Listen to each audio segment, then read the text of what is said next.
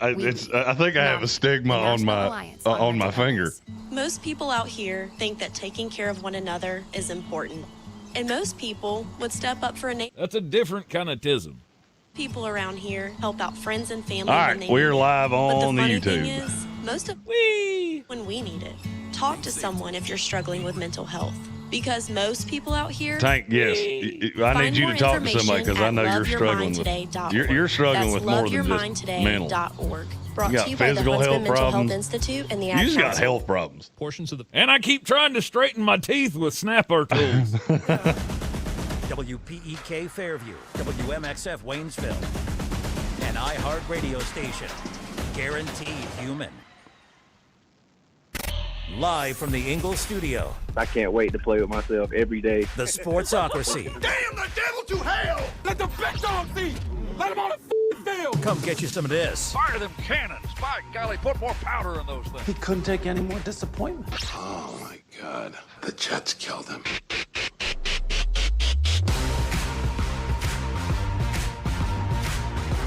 And we're live here on ESPN Asheville. Heard everywhere you go on the iHeart Radio app. Seen everywhere on YouTube. Welcome into the Sportsocracy. Just go to our website. It's called thesportsocracy.com.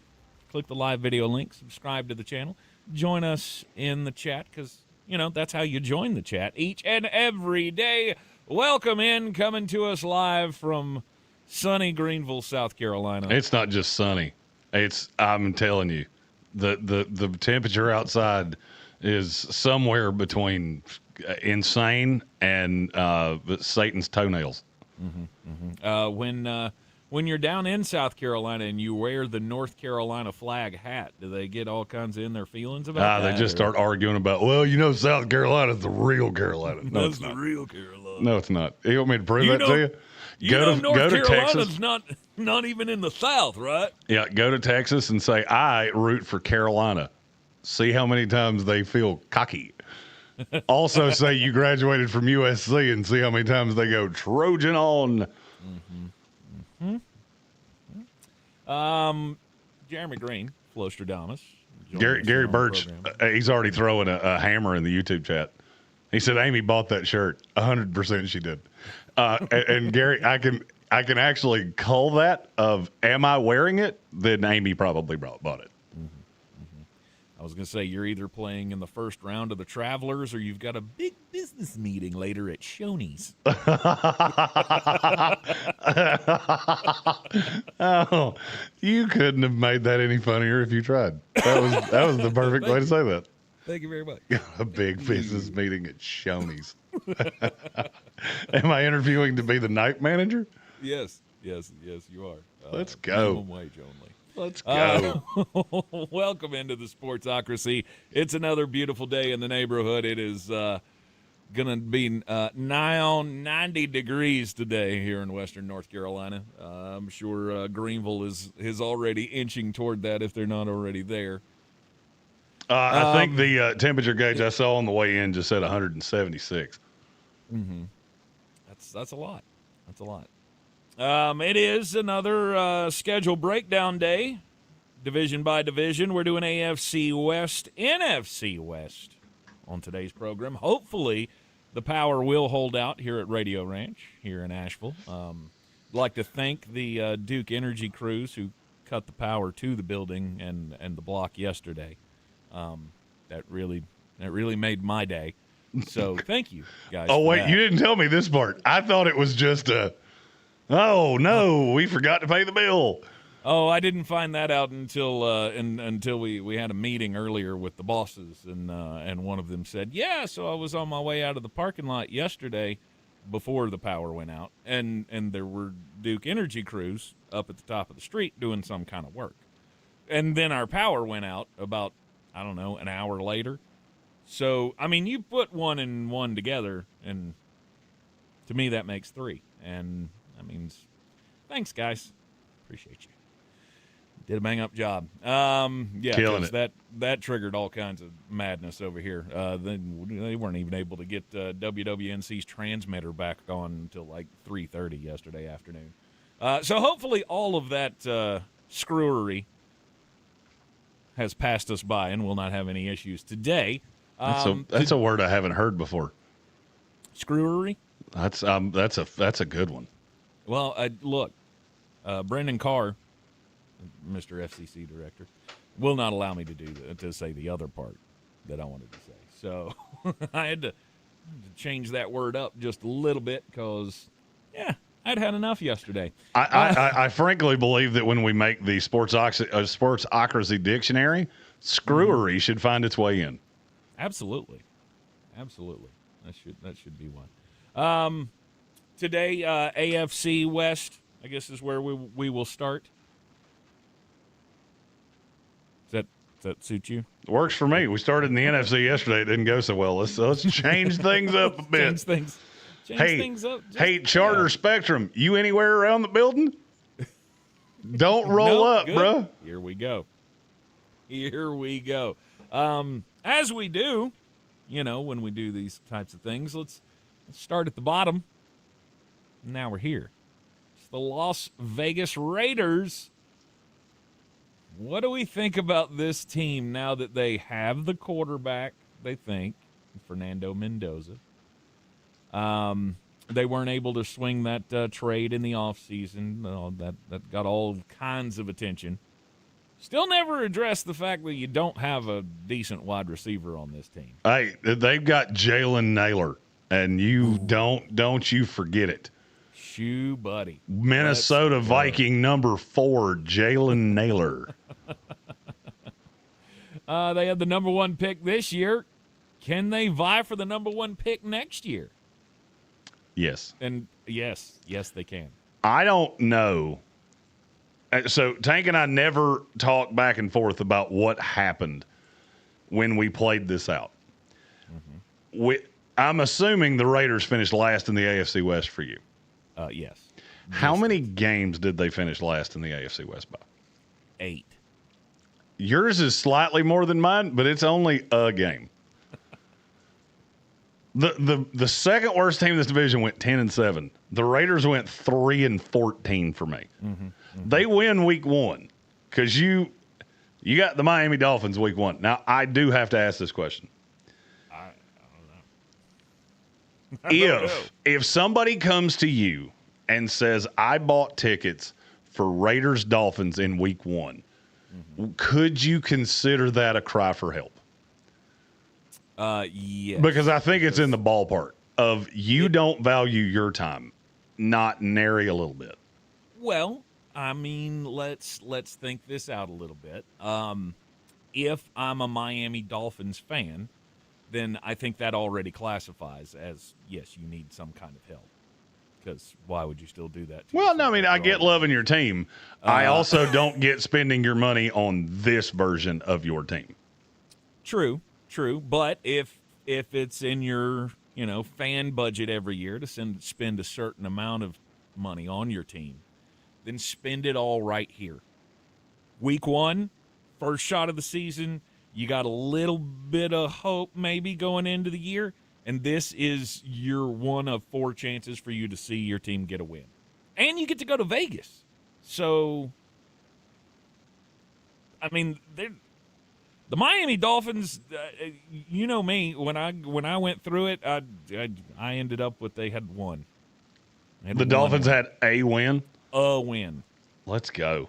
You only have so many options to win with a JV roster, and guess what? Week 1's one of them. And I don't have them winning it. I don't either. I have the Raiders winning week 1. Their next win for me is in week 16.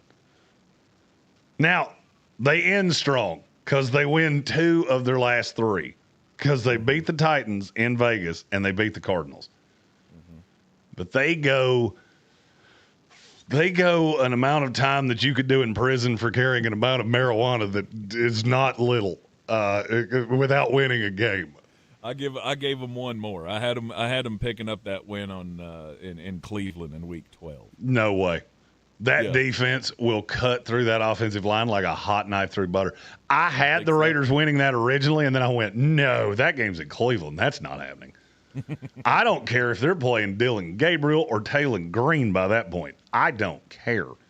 So did you have them going? Oh, so you had them beating the Cardinals? Is that, Yes. Did you say that? Okay, I missed that part. I was trying to sort through my schedule, going, I know, I had them with 3 wins as well, but yeah, I went the other way. I went them getting like a surprise win on the road in Cleveland, and then and then losing to the Cardinals. Do you realize how evil this schedule actually is? It's not fun. Let's just take out the games that they, in my opinion, have absolutely no shot of winning.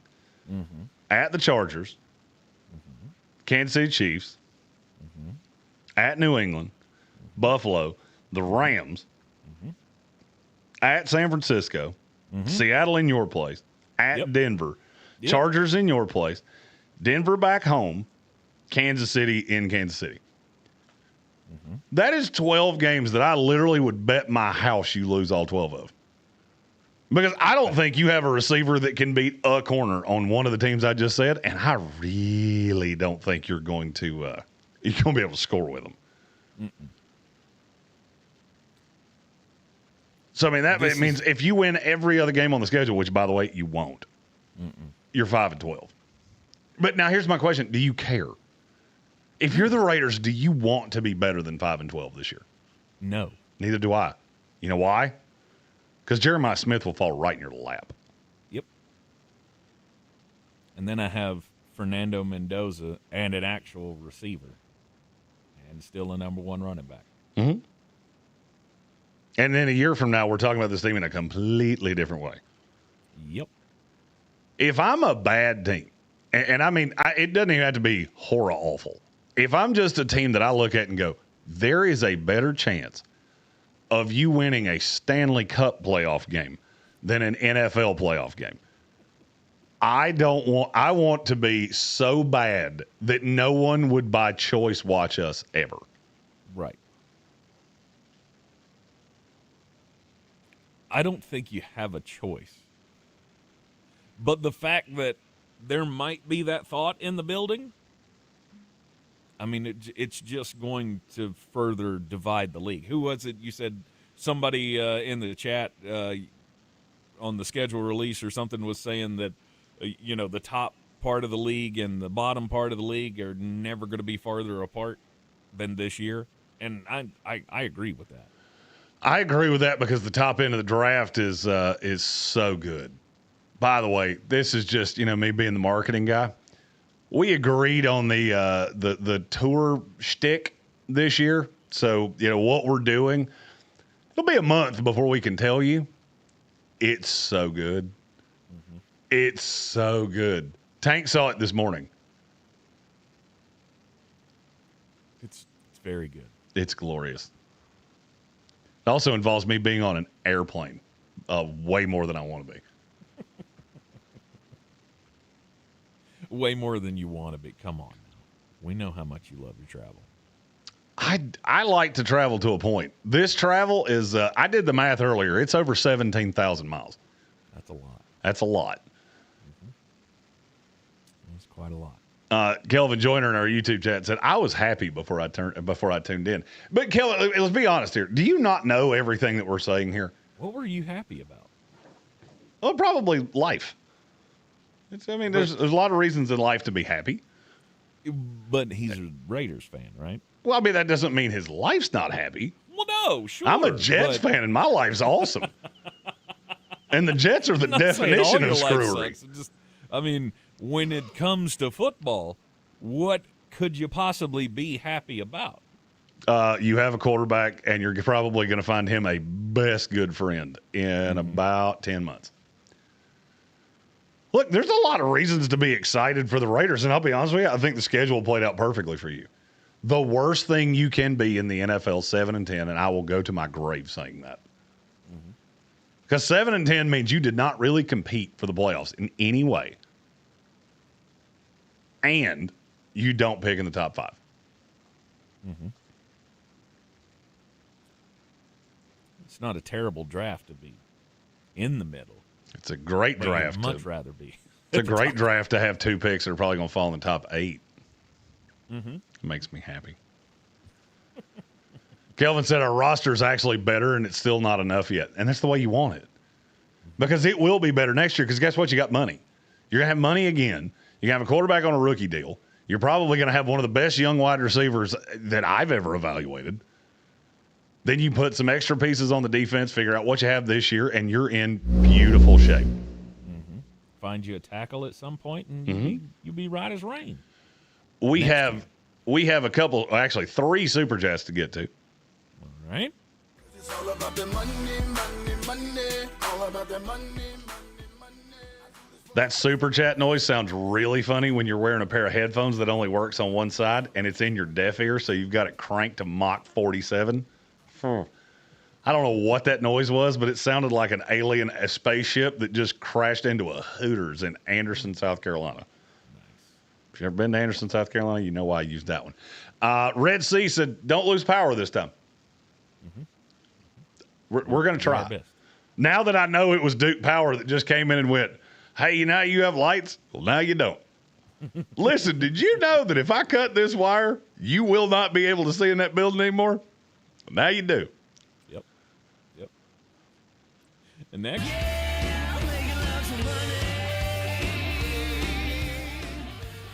Our resident Canadan and newly married man, Great North Sports.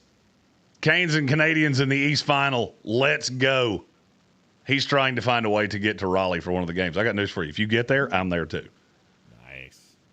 And I'll be the blindest, drunkest Hurricane fan in the building, and I don't even know the rules of hockey. I will yell random things that don't make any sense. Yeah, David, if you can get to Raleigh, you let me know, and I'll pick up the tickets as a wedding gift. Nice. I didn't know what to get them. I never know what to get people who have lived together. What do I get you, a crock pot? This is why my wife buys gifts. I don't know. David and Brianna are getting married. What do you get them? Hockey playoff tickets, of course. Yeah. But that's only a gift for him. Uh-huh. Mm-hmm. You know who got all the other gifts for Brianna? Everybody else. Because that's how weddings work. You are a prop. You are only here to hold her up so everybody can tell her how beautiful she is and how lucky you are. That's it. And you know how I know that? Because I've been married 3 times. Now, holding on to the marriage, I'm not so good at that. So don't ask me questions there. You're doing fine. 100%. Yeah, I'm good now. What you're doing. Just look. On number 3, I got very lucky. 1 and 2, I got lucky too. More that I didn't get set on fire in the house with me. All right. Next super chat.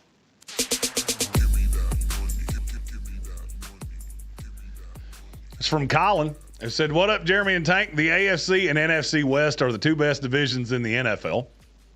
These division schedules are a murderer's row of games on both sides. Whoever makes it out of these games will be tested to every degree.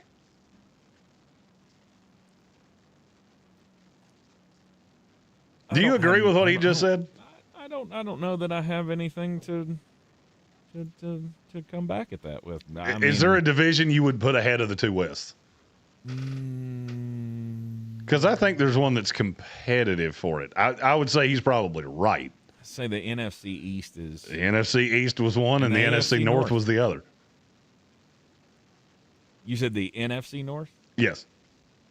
Because look, before you tell me, they've got the Vikings, yeah, and the other one has the Raiders. So, and the other one, and the NFC West has the Cardinals. Look, everybody's got a belly button, right? Those 3 teams in the NFC North are pretty good too. That they are. I do agree with him though. I mean, whoever wins the West, you're going to be battle tested. Absolutely. And I don't know if you came to a strange conclusion. I did. I was surprised who's winning the AFC West for me. Were you? Okay. I was not. It definitely wasn't the Las Vegas Raiders, though. Nope. Las Vegas 3-14 for the both of us. Yep. And frankly, you should just embrace it. Embrace the suck. And therefore, you may not suck much longer. You're in the Sportsocracy, and this is ESPN Asheville. Now here's your check. All right, we're clear. $1,000. Steven Towle said everything I make is either with a crock pot or an air fryer. Win. That's I would feel win. very strange giving a man an air fryer. Log on to ESPNAVL.com to play, and good luck. Wow. To me, giving a man an air fryer is like giving a man a hug. Of listeners trust their I don't favorite want radio to. hosts' product recommendations. How about I give you a Laurel and Hardy handshake and some hockey tickets? tickets? Goes a long way. Visit iHeartAdvertising.com. If I hand you an air fryer, I feel like we're going to look at each other at some point, and it's going to be weird, and then I'm going to have to kill you. Celebrate the music that night crams, hallway hangs, and every unforgettable moment with iHeartRadio's Ultimate Class of 2026 playlist. The soundtrack to your senior year and beyond. But we didn't stop there. Whether you graduated in 95, 05, or just last year, we've got a playlist for your class too. Search Class of and the year you graduated on the free iHeartRadio app and relive your glory days, one song at a time. Larissa sells WNC as the #1 team in Buncombe County. We have the customer service experience to assist you in achieving your real estate goals. Our team offers something that 90% of listings in our market won't have, Zillow Showcase. Check us out at larissasellswnc.com. I'm David. And I'm Christina. And this is our Ingalls story. Ginger's Revenge is a brewery located in Asheville, North Carolina that specializes in the production of hard ginger beer. So we use all natural, whole ingredients, and I think that really sets us apart. Ingalls is an amazing partner for us to work with. A lot of our fans know that they can go to Ingalls and find a lot of the flavors that we have available, and they just make it really easy for folks to purchase local products. I'm Coley Duffy. I'm Cody Ward. And we're the Chainsaw Brothers. Actually, we're cousins. A few days after Helene, we was in the driveway having a couple beers, waiting on the power to come back on. And we heard so many people calling, needing trees removed, and couldn't afford it. So I called my dad to borrow a chainsaw, and over the next few months, we cleared trees for our neighbors. Our business was born out of wanting to help Western North Carolina get back on our feet. We are fully insured and licensed. We keep our promises, meaning if we say we're going to be there, we'll be there. In these parts, we live how we were raised. When you call the Chainsaw Brothers, you're not a customer, you're family. We're good at what we do, and we do it for a reasonable cost. For all your chainsaw needs, call the Chainsaw Brothers. 828-316-1013. Or find us on Facebook. See how we treat our family. Are you still covered up with storm damage and debris? Call us about our daily rates at 828-316-1013. That's 828-316-1013. We're the Chainsaw Brothers, and with our neighbors, we're Western North Carolina strong. Woohoo! Sure, you know Appalachian Motor Coach is the official shuttle sponsor of the Living the Dream Tailgate Tour. But did you know that they can get you anywhere in style? Weddings, bachelorette parties, corporate gatherings, family reunions, Appalachian Motor Coach makes the ride part of the fun. Luxury seating, climate control, and none of the stress of parking or driving. Appalachian Motor Coach gets you there relaxed, on time, and ready for the party. For more information, visit them at AppalachianMotorCoach.com. Appalachian Motor Coach, the best memories start on the ride. Do better, be better every day. That's the Parks Promise. Our mission, to improve. Will you tell Megan to stop spamming my email, please?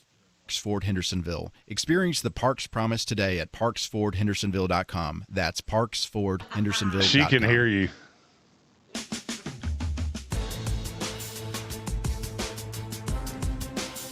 The Sportsocracy. Take all this, burn it, okay? Gasoline, kerosene, either one. Burn it.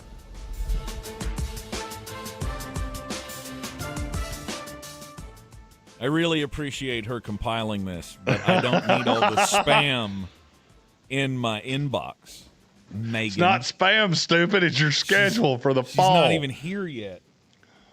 She's not even here. And You are the definition of the employee that every manager just loves and hates because you're so good at your job, but you cannot be bothered to read a text message, answer a phone call, and may God have mercy on your soul if somebody sends you an important email because you will too long didn't read. Oh, it didn't say, "Hey, Tank, you must read this" in the first 3 words of the headline. Tank, read this or be assassinated in the next 5 minutes. It's probably not that important. Even you know that emails can be marked urgent, right? Oh, can they? Yeah, there's a little red notification that this is urgent, which means read it. Yeah, the little exciting exclamation point. Yeah, you know how I know you don't know that? Because I mark things urgent all the time, and some of them get open, some of them don't. Pretty much. Pretty much. It needs to be bigger. It needs to be, like, out there. Like, you know, just not just a little exclamation. Like, I want a big exclamation point. Something that I'm not just going to gloss over. How about we contract somebody to just slap you in the face every time we send something to you that you really need to read? I mean, I'd much rather you hire somebody to read my emails. I did. She's sitting across from me right now.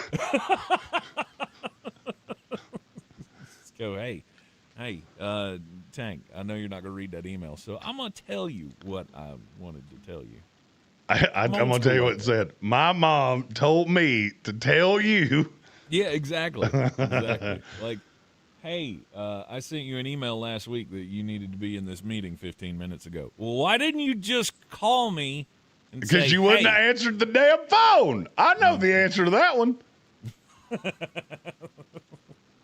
Why didn't you tell me? You can't expect me to read it and remember it. Come on. Anyway, thank you, Megan, for trying to organize my life. She said you're welcome, but she said it in a way of like, I'm going to punch you in the nether regions when I get back. Welcome back into the Sportsocracy here on ESPN Asheville. The AFC West, quite loaded. Because after you get past the Las Vegas Raiders and whatever they're trying to do, I mean, I think the plan is coming to fruition here, though. Like, brighter days are on the horizon. Because I was just reading earlier today where Mark Davis has sold another piece of the team and has made an exit strategy. So you're almost there.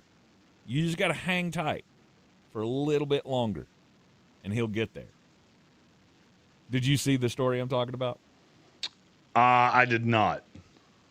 So he has sold another 11% of the team, which comes to now 22% of the team is now owned by one guy, Egon, excuse me, he's one of the Ghostbusters. Egon Durbin has now 22% of the Raiders franchise. And apparently there is a plan in place that once Davis decides he's done, Durbin gets first right of refusal on the majority ownership. There's another guy, Michael Meldman, that has 5.4%, or another 5.4% of the team. He now has 12.9%. There are other guys involved. Blackstone executive Joseph Barata helps to sell grills, and you have enough money to buy a piece of an NFL franchise. In fairness, it's a very good grill. Yeah, absolutely. Michael Dell, who was the founder of Dell Computers. TKO president Mark Shapiro also has a piece of the team. So, see, day by day, this is getting better. You're getting rid of the failure that has become the ownership of the Davis family. Because, I mean, it was great for a while, right? All back in the heyday of old Al. But since about, 1993, it's been way more miss than hit. You did have that one Super Bowl run with Rich Gannon. But other than that, this has not been a franchise worth celebrating. So when you say there are, guys like Kelvin Joyner that have hope, maybe this is the hope he's talking about. That one day we may be winners once again. But you're just not there. Teams that are there, though, reside in your division. I mean, yes, there are teams, but We sure were there with the next team, because I'm curious who's next on your list. Well, going by what did we say? Reverse standings from last year. So I thought we were going by the standings that we have projected for this year. Well, I mean, we could do that. Chances are we'll have different teams there, though, because mine is surprisingly the Chargers. Yep. We indeed do have different teams there. Is yours the Broncos? It is. Okay. So Denver is taking big step back this year? I just don't think they're as good as everybody thinks they are. Okay. Like, everybody talks about that schedule with New England last year. I've heard that about 200 times in the last week. Uh-huh. By the way, if you don't have New England winning at least 12 games, I think you might be smoking crimes. Mm-hmm. But then I get to Denver, and I look at what Denver did last year, and yeah, you won a lot of games. And that's fun. Then you look at who those games were against. So if you go through their schedule, they beat the Tennessee Titans, the Cincinnati Bengals post Joe Burrow. Hey, you beat Philadelphia, who I also didn't think was very good. The two New York teams, Dallas, you squeaked one out against Houston, you squeaked one out against Vegas. You beat a Kansas City team that went 6-11, Washington with no quarterback, Vegas, Green Bay, who's fine, Kansas City post Pat Mahomes, and the Chargers in a game they didn't try to win. You do understand nothing I just said is all that impressive, right? Your two best wins unequivocally were Philadelphia and Green Bay. Okay, now let's look at your schedule. They beat Buffalo in the playoff. In a game that Buffalo turned it over 5 times, and you need a miracle to beat them. That's one. You need to thank the good Lord above that you got out of that one with a win and stop talking about it. I watched every second of it, and I hate to break this to you. You weren't better than them for one of the 60 minutes in that game. Not for one of them. Josh Allen just couldn't stop giving it to you. And now I look at the schedule this year. Okay, Kansas City, week 1. Are they going to Kansas City and beating Kansas City on, was that Monday Night Football, with Pat Mahomes coming back? Good Lord. I agree. Week 2, I think you'll beat Jacksonville, because I think Jacksonville's going to take a step back too. Mm-hmm. Los Angeles Rams come to you in week 3. I think they're the best team in the NFL. Yep. You've now played 3 playoff caliber teams, and now you have to go to the 49ers and to the Chargers before you get the Seattle Seahawks at home. I want you to name me the game you know they're going to win. Like if the Denver Broncos went 0-6, would you be stunned? I don't have them doing that before we go any further. You lose to the Kansas City Chiefs, who have, to me, the best quarterback in the NFL. The Jacksonville Jaguars, who maybe I'm wrong, and they stay hot and the offense is really good, and you just can't score with them. The best team in the NFL, the Rams, in San Francisco, in L.A., and then you lose to the reigning Super Bowl champions. Would anything I just said even mildly surprise you? No. I have Denver winning 2 of those 6 games, and I'm not going to lie, it's taking everything I have to not push one of those buttons right now, because one of them I have them winning is against Seattle. I don't think they're better than Seattle. But it's home on a Thursday night. And that does help. They have at Jets Cade Klubnik in the YouTube chat said Denver might have the hardest opening 6 games. I'd love to see anybody that can even rival them. Mm-hmm. And so you do that with Bo Nix coming off an injury. I mean, the running game, if J.K. Dobbins is healthy, okay. You added Jalen Waddle. That's it. I don't think that fixed the offense. It didn't fix Bo Nix. It didn't fix the fact that Bo Nix beat up on bad defenses in large part. And now, guess what he gets to get into? A bunch of shootouts.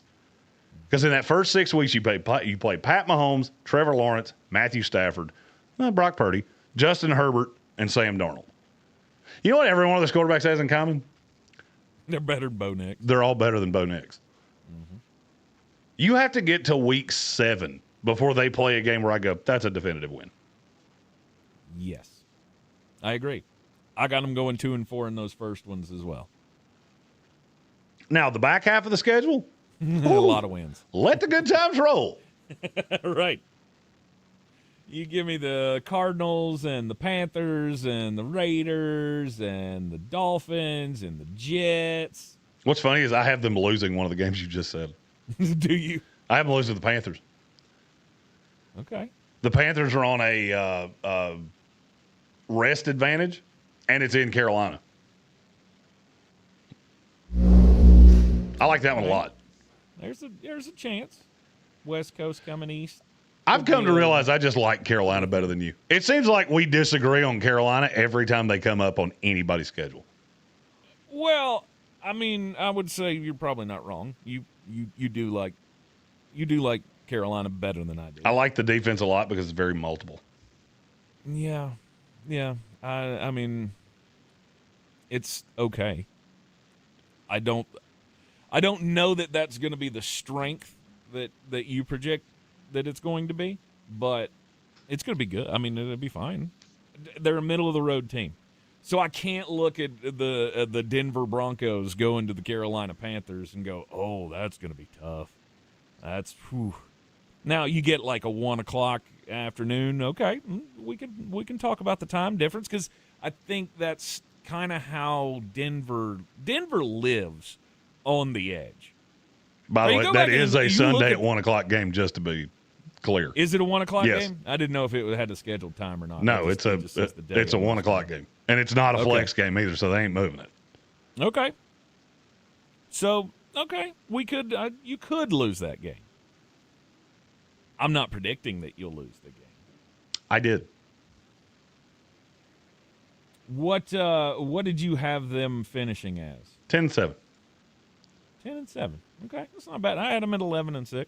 10-7, and their losses are at New England, Buffalo in their house, because I'm telling you, Buffalo's going to come in there and they are going to kick your guts in. Because they've heard everything about Bo Nix and, Josh Allen can't win in the playoffs. Cool. He'll come in and throw 4 bills on you. And he won't throw one pass at Patrick Surtain because I don't need to. I'll throw him at Riley Moss. I'm good. I've got them beating the other losses are Carolina at home, the Chargers in L.A., San Francisco in San Francisco, L.A. in Denver, and Kansas City at Kansas City.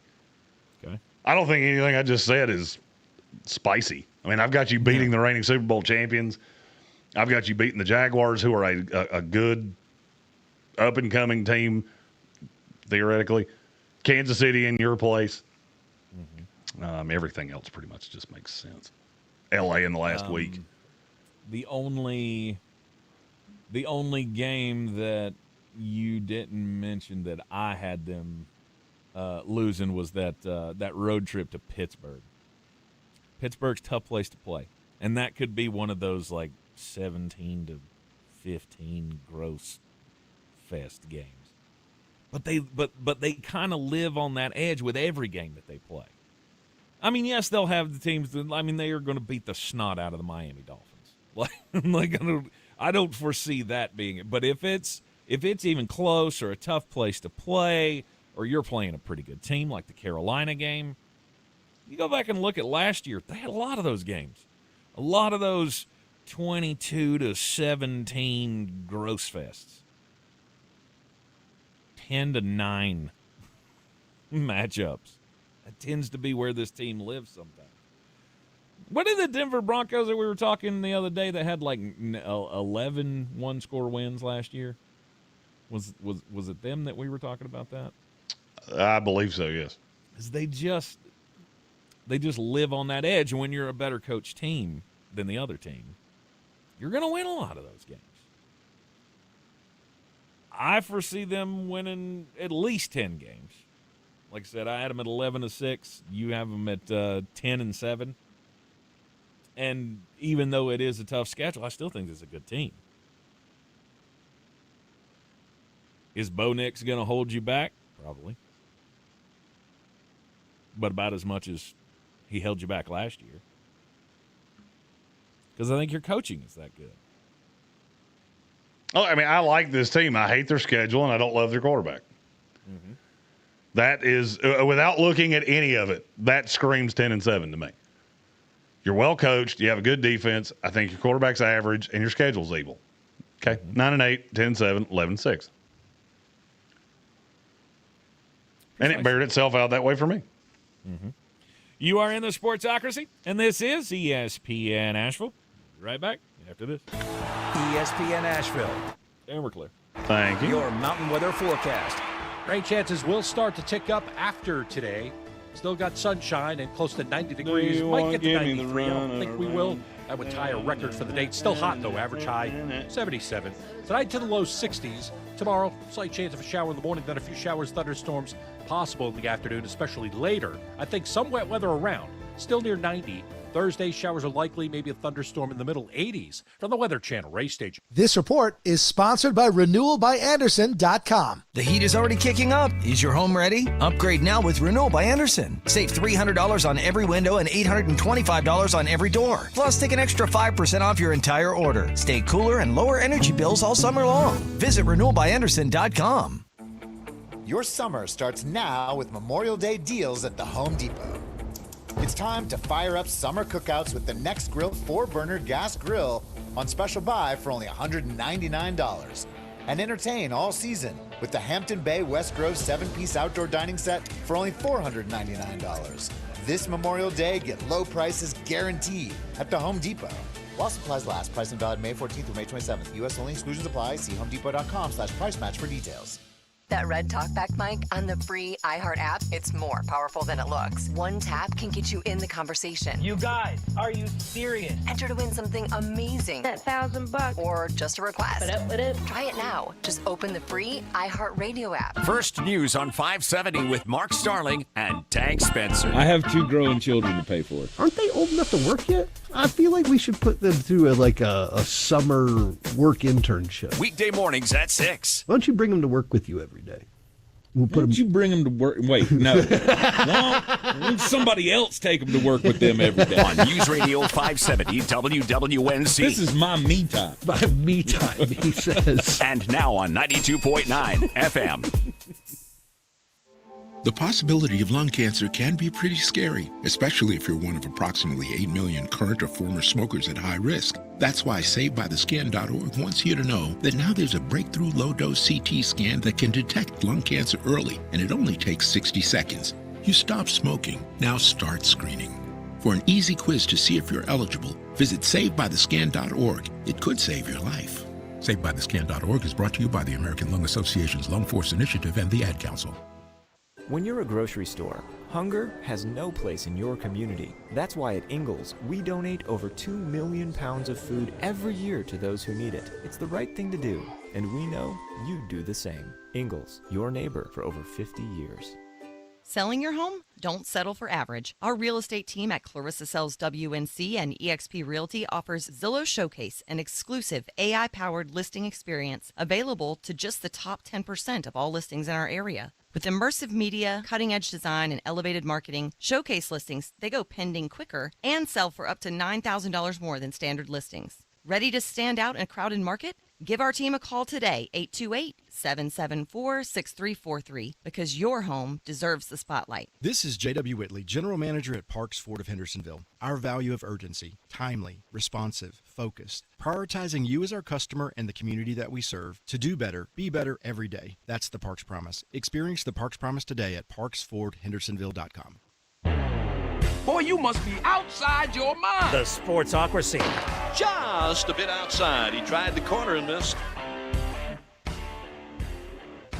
It's ESPN Asheville. This is the Sportsocracy. And, Jeremy, there's a local, well, not a local team, but a state team who got robbed of a state track championship this past weekend. Mallard Creek. They were at the state championships this weekend, had a chance to win another state title. And here's the thing, they should have won the state title. However, the runner that was competing in the 4x400 meter relay, the anchor leg, celebrated before he got to the finish line, and they disqualified him, which took a state title off the board for Mallard Creek High School.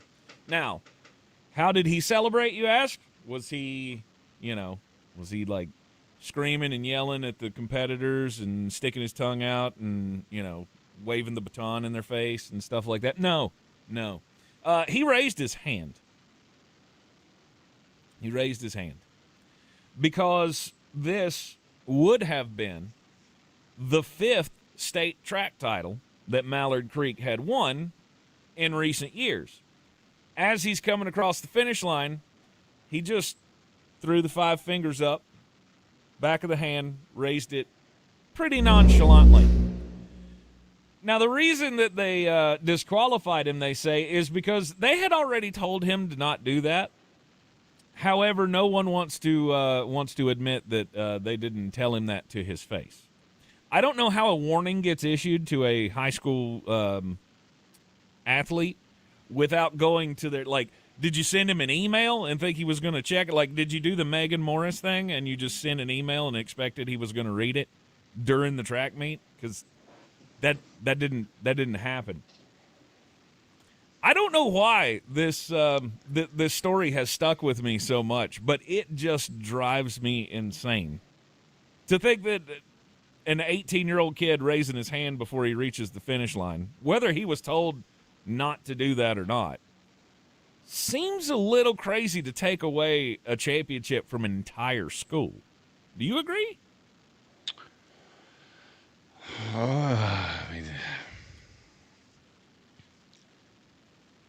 I'm not a moralist, so I'm probably the wrong one to ask. Okay, all right. I just, to me, it sounds real nitpicky, in my opinion. However, I mean, they did say so. The officials from the state, their explanation was, he did this before when he won another race, and it said a warning was issued. Oh yeah, then I'm fine. However, the coach and the athlete both say nobody ever told them. I don't know a kid saying possible. He was never told anything. You know what? As somebody that raised a few of those, I don't believe you. So you win one race, and you threw up the 5, and they went, hey, don't do that. Or they sent you an email and expected you to read it. I don't know. And then you did it again. Part of me understands it. Another part of me goes, it still seems a little odd. Because all he did was just raise his hand. Yeah. Hey, here's the thing. He wasn't waving it around. Yeah, here's the thing. If you're going to be dumb, you better be tough. And he learned that the hard way. Okay. All right. I'm fine with it. My story involves UFC at the White House.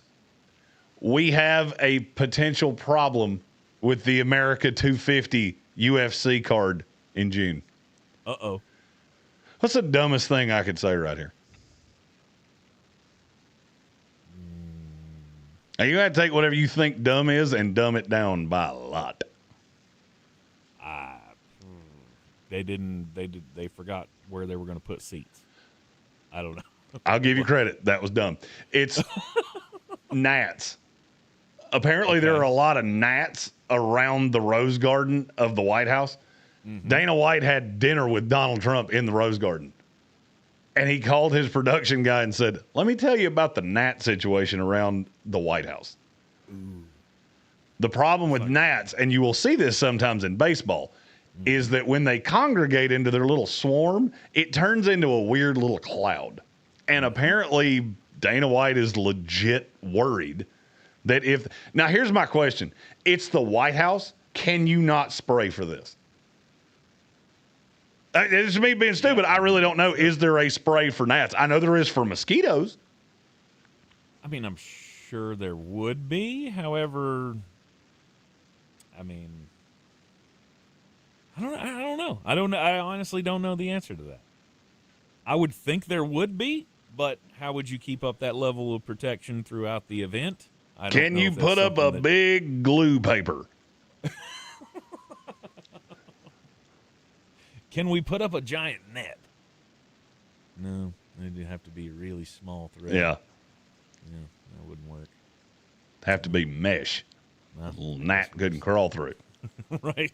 I guess we're just going to have to go full Joba Chamberlain on this one. Throw heaters through it? Right. Because that's the one that comes to my mind.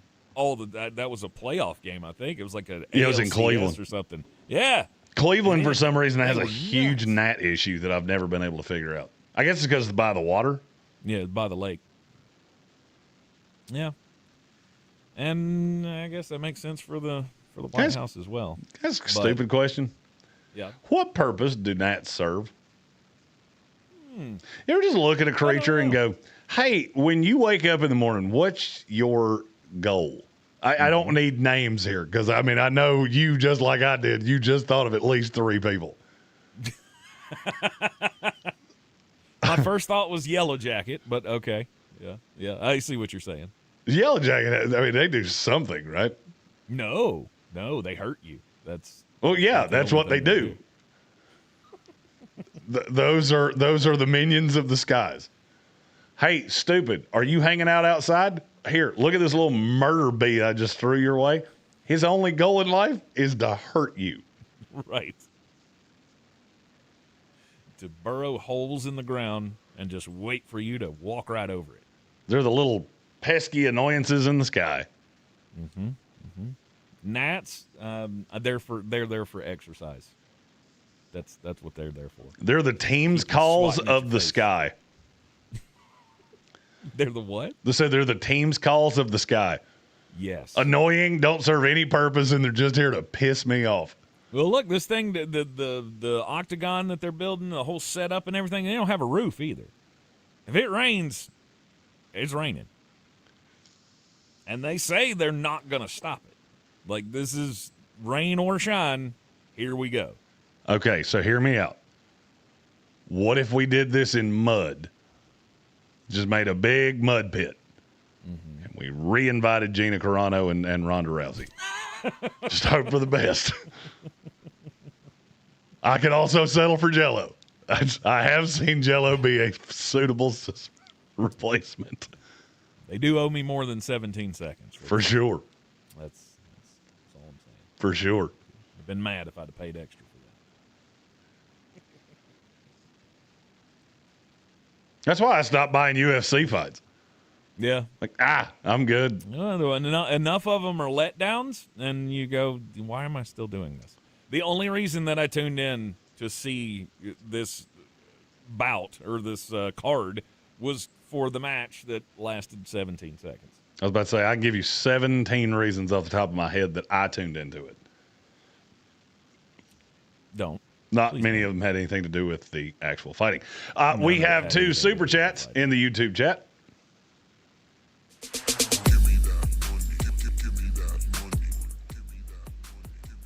First one's from Colin, who said Kansas City has a new loaded running back room and probably the most explosive now. I don't know if you're talking about in just the AFC West, as I would take the Chargers room over theirs. With Marion Hampton, Kamani Vidal. They have another one. I can't remember. They signed somebody else. They just drafted somebody else, didn't they? They may have. As I was saying signed, I went, I think I have Keaton Mitchell. They added Keaton Mitchell. That's the one. I would take the Chargers room, but I'm also really high on Marion Hampton. Like, I think there's a possibility of Marion Hampton finishes a top 10 running back in the NFL this year. I'd say that's pretty. Especially in that offense. Whew. That's pretty. I was going to say safe, but it's logical. It's logical to think that he could get there. And then we have 2 more.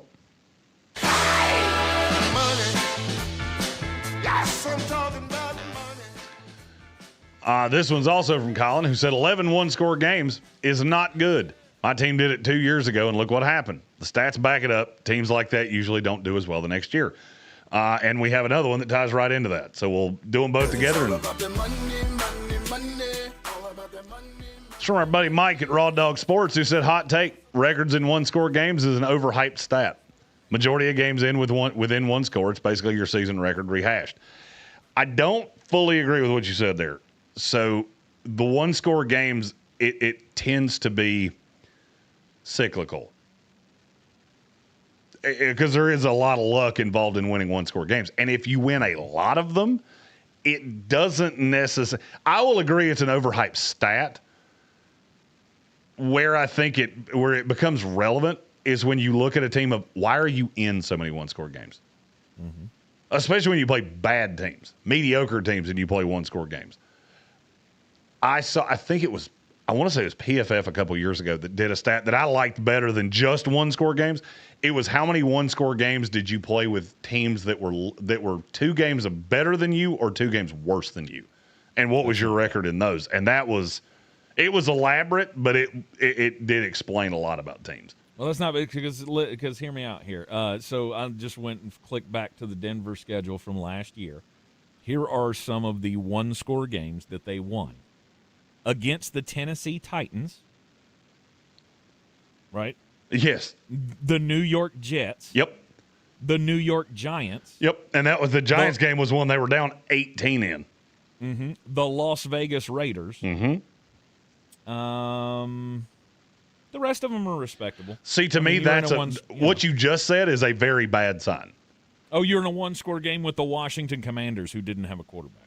When you're in a lot of games that are one-score games with teams that are significantly worse than you, that's a bad sign. If you're in one-score games with teams that are significantly better than you, that's a good sign. I don't really care what your record is. That part doesn't mean as much. It matters more to me, do you play ahead of your weight class or do you play to your competition? Because typically teams that score points well, they don't play their competition. They squish teams. You are in the Sportsocracy. This is ESPN Asheville. We'll continue running through the schedule for the AFC West, NFC West, coming up next hour as well. ESPN Asheville. Clear. Thank you. Your mountain weather forecast. So we got 2 teams here. We're good to go. Tick up after today. Still got sunshine and close to 90 degrees. Might get to 90. Roger that. Think we will. That would tie a record for the day. Still hot, though. Average high, 77.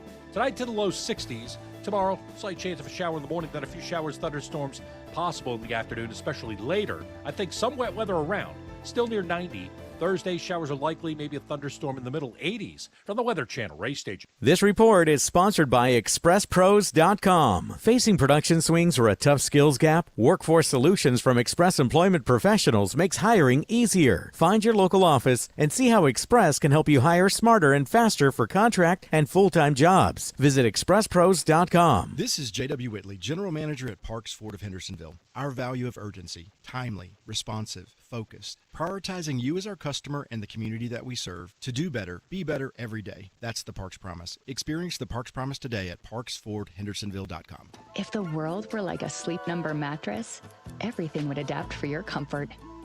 Because as your life changes and your body changes, Sleep Number mattresses adapt and shift to give you personalized comfort night after night. And now everything's on sale during our Memorial Day event. Save up to $1,200 on mattresses, plus free delivery when you add a base. Ends Monday.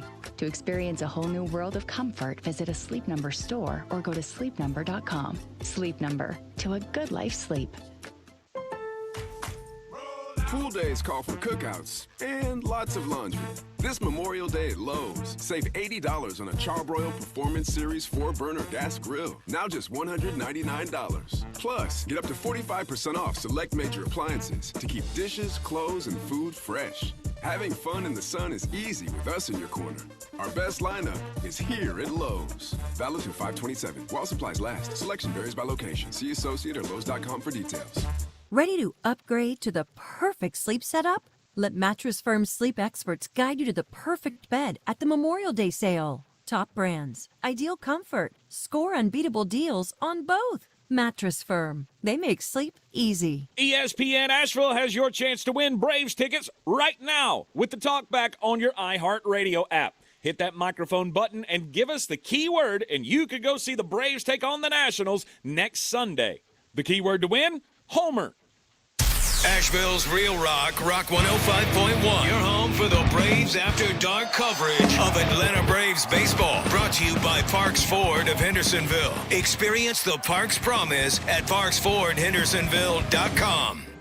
The Ingalls Advantage isn't just about savings or the best quality food for your family. It's more than that. It's the advantage of being a part of a community.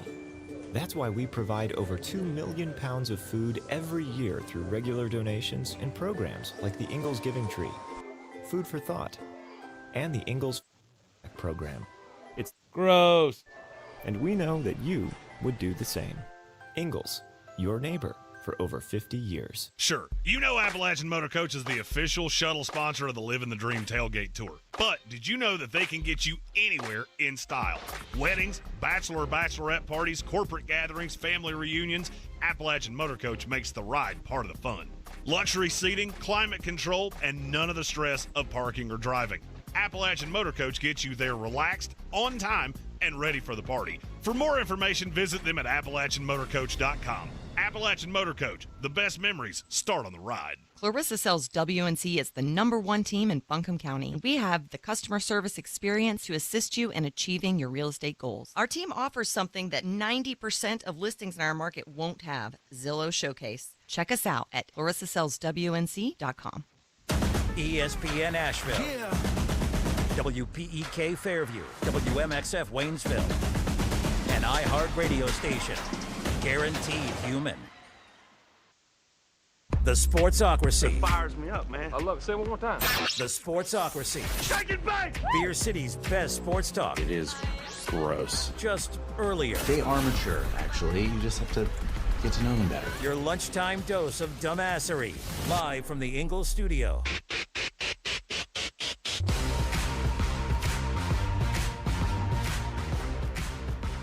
It is ESPN Asheville. This is the Sportsocracy. Welcome back into the program. Join us on the YouTube. Conversate with us in the chat. Go to thesportsocracy.com, click the live video link, subscribe to the channel. That's how you get in on the chat. Of course, we are heard everywhere you go on the iHeart Radio app. And don't forget, you can use your iHeart Radio app to be a winner. Through tomorrow, we'll keep playing those cues to call. You hear the cue to call, just hit the talk back feature on the app, that little microphone at the top of the screen on your phone, and leave us the keyword. And that'll register you to win tickets to go see the Braves coming up this Sunday in Atlanta against the Washington Nationals. Memorial Day weekend of baseball. Ain't nothing quite like it. Is the keyword screwery?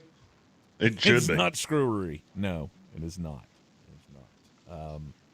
Homer was the last one that we gave. So all you just hit that little microphone right now and go, Homer! You can even make the Homer sound. Just don't! And we'll count it. We'll count it. You'll be entered in to the drawing, and then the winner. Is that really how you say that word? No. Somebody pointed that out to me the other day, and I was like, nah, that's irritating me now. The drawing. I don't remember where I picked that up at. I think we were watching a movie or something, and my wife was like, "How does he say it that way?" And I went, "Yep, I'm never not gonna say it that way now, just because I was put on this earth to bug the crap out of her." I will say, you were put on this earth many years ago, and somebody in our Discord found a picture of you from long ago. Oh, I'm using that for not good things. Did they? It's a little young flat top tank. Oh, yeah. I've never seen that before. That's being used for horrible things. Was I like little, or was this like high school? Looked like about high school. It also kind of looked like you're about to cry, which is what, and I say that only because it is what I'm going to do in the, when I use it for not nice things. You will be full on crying flat top tank. Appreciate that. Oh, there's another spam email from Megan. Let's get rid of that. I mean, if she could shoot you from 70 miles away right now, she'd totally do it. By the way, if you could do less of the spam work and keep more on top of Jeremy when he leaves salads in the refrigerator, that would be wonderful, because it smells like, I don't know, Farmer McGregor died in here. Yeah, sorry about that. I figured I would be back to the studio. I haven't been back there in almost a week. I was going to say, it's been at least 7 years for that salad. It's lost all of its vigor. All right, getting back into prediction day, or prediction week here in the Sportsocracy. Going through the NFL schedule, and the more I've thought about it, the more ticked off I am at the league for making that Minneapolis call for the draft in 2028. It's okay. We'll get to do one not on site, and and you know what? We will have not done one of those that way in 5 years. Mm-hmm. All the more reason for us to have our own draft summit here in Asheville. We'd call in all of our friends that would normally go with us, and we could, do it here. We do just it in have Greenville. Oh yeah, Greenville's a fun place. Oh, I will introduce you boys to Sharkies. Oh, Tank, you won't fare so well. Don't turn your back on people. What? It's. Do they stab people down there? I don't want to go to Sharkies. No, but you could get punched in the face. Tends to be a younger crowd. Some of them are a little feisty. Ah, okay. Yeah. All right, that didn't make sense till you said youngins. And then I went, yeah, they do find me quite annoying. It's not just youngins, because I don't think anybody would call me young, and you annoy the hell out of me. Well, that's very true. And vice versa. It's why this works. Before we get back into some AFC West teams, I think we should do a Shanahan and Ananism. Money, money, money, plenty of money. Give me loads of money, a lot of dough. No. Our good friend Kevin Mullen, Kyle Shanahan, has been kicked off every cruise ship in the U.S. Apparently, there's been misunderstandings about the poop deck. He's got a question. Sean McVay, is he even a quarterback whisperer? I think Sean McVay is a very good offensive mind. Okay. I can't sit here and tell you he's ever really developed a quarterback. Because Matthew Stafford, you talk about being born on third base and acting like you hit a triple? Oh, look, I made Matthew Stafford the best quarterback in the world. Okay. And he was no one picking the draft for a reason. Right. It just so happened he was hidden in Detroit where they couldn't stop a nosebleed with a roll of paper towels. I mean, he did give him the vehicle to finally be the winner that we all knew he was. Sean McVay's superpower is that he installs a system and everything contours around the system. I don't draft players that don't fit it. I don't sign players that don't fit it. I don't add coaches that don't know how to coach it. If you can't add something to what I'm doing, I'm not bringing in somebody just to bring them in. Mm-hmm. So, I mean, look, as much flack as I gave him for the Ty Simpson thing, if he thinks that guy fits, then sure. Mm-hmm. But I mean, was it Sean McVay that groomed Kirk Cousins into being a franchise quarterback? I mean, I'm sure having him around in Washington didn't hurt. No. But are we giving him credit for that? Because I don't think I would. I think he's a great offensive mind that has a nose for talent. And he puts guys in a really good situation. Kevin Mullen said McVay was the tight end coach in Washington. Yeah, and I will say this. He really likes tight ends. Mm-hmm. But then again, don't we all? I played tight end. Stop being gross. Both of you, just okay. You both laughed. I'm sorry. I'm sorry. Was okay. I just couldn't help thinking about, Jared Goff and how that all ended. And I think he liked him too. Too much. Just a little too much. And then he told people about it in a text message. Don't ever do that. Yeah, you sure don't do that. All right, the AFC West, we have predicted the Las Vegas Raiders, terrible. The Denver Broncos, not so terrible. Not the best in the division, clearly, because you had them in third place. I had them in second place, but I had what I'm expecting is going to be this team in my top three. Los Angeles? Yep. Okay. So you only got 1 year. You only got 1 year reprieve from the Kansas City Chiefs. The only thing I will say, you better get your lumps in on the Chargers early. Because you're not going to get them late. The end of that schedule is incredibly workable for LA. It starts really nice because they go Arizona and the Raiders both at home. Then you get Buffalo, Seattle, Denver, Kansas City, a bye week, the Rams, Houston, Baltimore. That stretch is horrible. That's terrible. There's not a game in that's not losable. No. Buffalo in week 3. In Buffalo. All the way down to at the Baltimore Ravens in week 10. You do have the bye shoved in there somewhere, but that is crazy. Every one of those teams that they play in that stretch, you could convince me is a Super Bowl contender. The bad thing is 3 of them, you're at a rest deficit too. Because Kansas City's coming off a bye, Houston's coming off a bye, and Baltimore is coming off they got a long week. Mm-hmm. Well, even Buffalo's coming off an extra rest from playing on Thursday the week before. They are. So you got a rest deficit in most of those games, which is tough. But then I look at the Chargers and go, I really like this team. I think the offense, if the 2 tackles can stay healthy, then you're going to be in really good shape. Mm-hmm. If the 2 tackles can stay healthy, you're definitely in the realm of 11 to 12 wins. Mm-hmm. It's funny you said that because I have them at 11-6. Yeah, I have them at 11 and 6 as well. I'm curious how many of our losses are similar. Let's see. I gave them Buffalo. I did not. You had them beating Buffalo. I did. Okay. I gave them Kansas City. Okay, so we flipped Seattle and Buffalo. I have them losing to Seattle. You have them losing to Buffalo. Yes.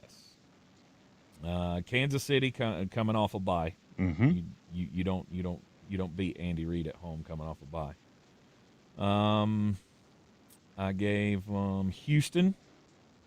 You got them beating L.A. Loss. Yes. With them coming off a bye? Yes.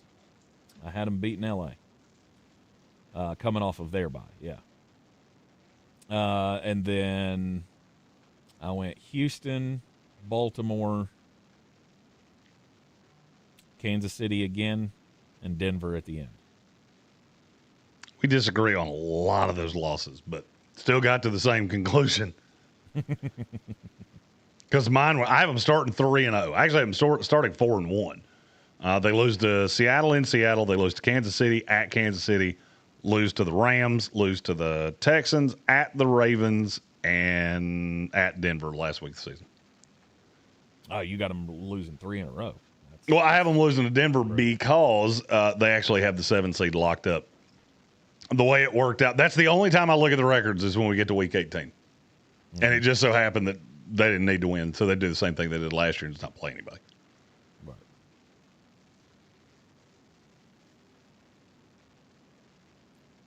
The opener of the season is you couldn't ask for better. Nope, probably the easiest 2-game start of any team in the league.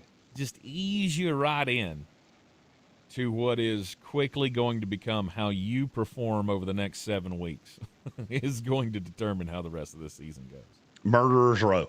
I mean, it's basically a 4-tied season for the Chargers. Starts off real slow, then they have a 7-week stretch that is just evil.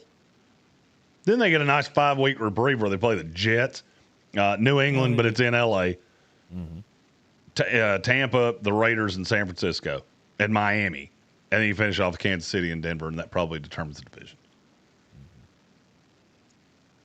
The last 2 weeks determine the AFC West because Kansas City plays the Chargers and the Broncos.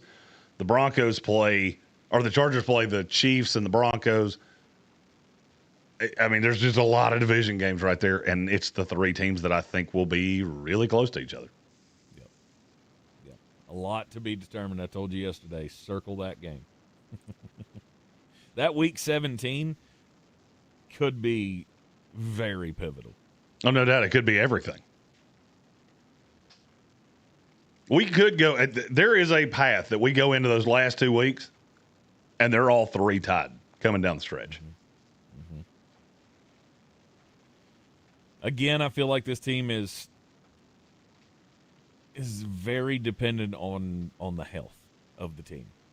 I think the depth got better, but there's still a lot of unknown, especially on that offensive line. If you're going to have to start playing the merry-go-round game with like Isaiah World and Trevor Penning and Trey Pipkins, and there's no place any team wants to be, but that's often where Harbaugh teams end up. That's the question, is at some point does Harbaugh learn the lesson? I will also say this. Year 3 of Harbaugh tends to be the hammer. That tends to be the year where you go, oh, he's got it now. And I like this roster better than I've ever liked it before. I think it's really deep at receiver. I think the line's really good when it's healthy. And the defense is always going to be problematic because there's just a lot of talent over there. Yeah.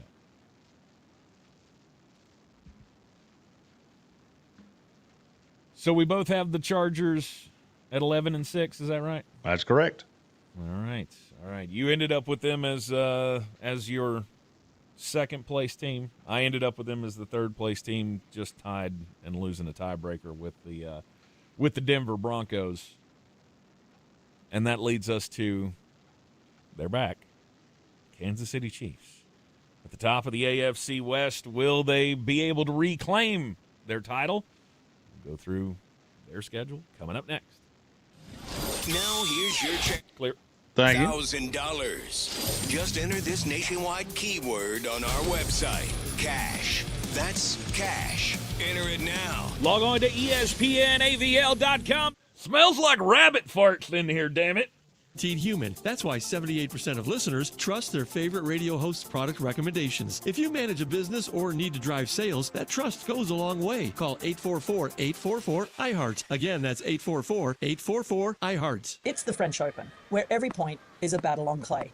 I'd know. I competed there for decades. Join me, Renee Stubbs, on the Renee Stubbs Tennis Podcast for no-nonsense breakdowns of the biggest matches, the toughest players, and the moments that define Roland Garros. Listen, Elena Rybakina is arguably the best player in the world right now, and I actually can win on any surface. Search the Renee Stubbs Tennis Podcast on iHeartRadio, America's #1 podcast network, and the Webby Podcast Company of the Year.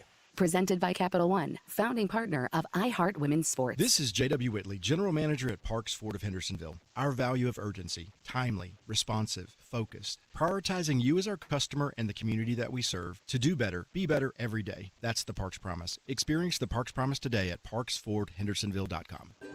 The Ingalls Advantage isn't just about savings or the best quality food for your family. It's more than that. It's the advantage of being a part of a community.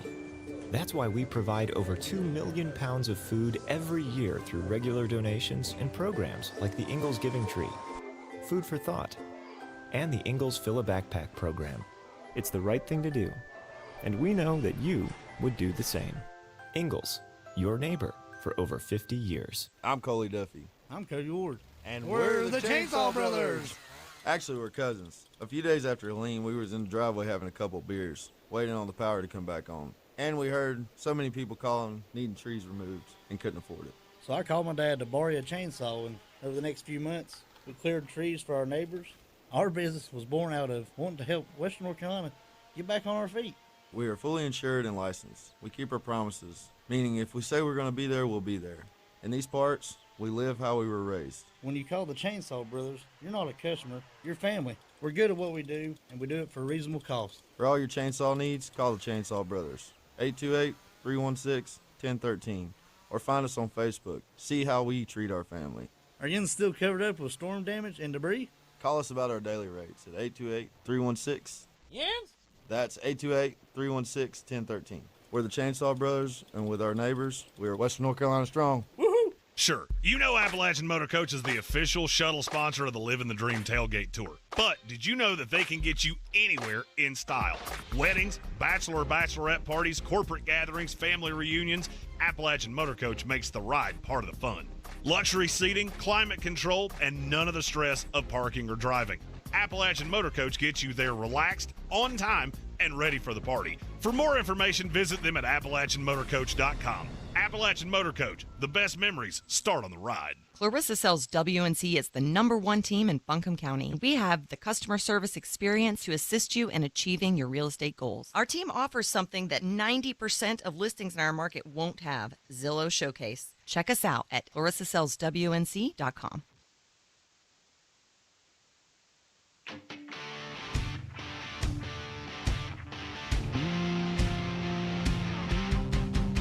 The Sportsocracy. You were just dumping a bag of hammers. And welcome back into the Sportsocracy. This is ESPN Asheville. I'm Take Spitzer. He is Jeremy Green, coming to us live from Greenville, South Carolina. It is the talk show for the Carolinas. Here on ESPN Asheville. Heard everywhere on the iHeartRadio app. And prediction time for the projected winner of the AFC West. It's the Kansas City Chiefs. 1 year is all you got. You got a 1 year reprieve. I mean, we told you last year, you better get your lums in while you can, because right. Kansas City did that thing that I greatly encourage bad teams to do, especially if you're not actually a bad team. You're just you're just hurt, which is what they were. So Kansas City saw the writing on the wall. When you get to there was a certain part of that schedule, and I will say it was roughly after that weird kind of fluky win against Indianapolis. They went, we struggled way too much there. Down we go. So they lost, 8 of their last 9. People forget Kansas City started 5-3 last year. Then they were hurt. Josh Simmons was out. He had some issues. I think they have lathered this team up, and it is. I can't tell you that they fixed all the problems. They put a lot of bullets in the gun. Agreed. Added a whole lot of things. I'm getting myself back from your microphone, by the way. It's probably from my headphones because they're up real loud. Okay. The Kansas City Chiefs this year. What do you got them going? I have the Chiefs at 12-5. 12-5. Okay. All right. I had them at 13-4. What's their first loss for you? Their first loss is Seattle. That's their first loss for me as well. At Seattle, week 7. I had them losing the next week to Denver. As did I. On the road. Then didn't have them losing again until they lost back-to-back in 13 and 14. To the Rams and the Bengals? You had the Rams, I had the Bills. Okay. Anything in that stretch I'm not going to argue with. From week 12 to week 17 on the Kansas City Chiefs schedule, I could see them losing any of those games. At Buffalo is going to be tough, because we know how those games tend to be when both teams are firing on all cylinders. It's going to be close. I generally go with the hometown team there, but Thursday night, who knows? Then you get another Thursday night game the next week against the Rams on the road in L.A. I already think L.A.'s better than you, but pulling back-to-back wins there seems iffy. Then you got the Bengals, who hopefully, if they stay healthy, they'll be in some kind of stride at the end of the year. The New England Patriots at home on a Monday Night Football in Week 15. You got San Francisco, who's generally tough near the end of the year, at Kansas City. And then Kansas City at the Chargers in Week 17. That whole stretch for a lesser team would be hell. For Kansas City, I think it's quite manageable. If you remain healthy. Hey, look, Kansas City, let's just speak in nothing's definitive. But let's say the things that you would be willing to bet a substantial amount on. Okay. They're starting 5-0. They get 2 at home against Denver and Indianapolis. Then they go on the road for 2 with Miami and Las Vegas. Then they get a bye. I do not love that bye is that early, but that is building in Pat Mahomes' protection. Yep. Then the schedule really begins in earnest in week 6. Off 8 days rest, they play the Los Angeles Chargers. It's at home. Have to go to Seattle the next week, to Denver the following week. But then after that, they go Jets, Falcons, Cardinals. If you think this goes absolutely as bad as it possibly could, that team's still sitting at 7-4. Mm-hmm. Then the schedule tightens up, and that's where the rubber meets the road. I would say that's where the division is decided, because they have to go to Buffalo, to the Rams, to the Bengals in 3 back-to-back weeks, and that is awful. Yeah. They come out of that with a win, and I feel good about them winning the division. Okay. I can see that. Because I only have them winning one of them.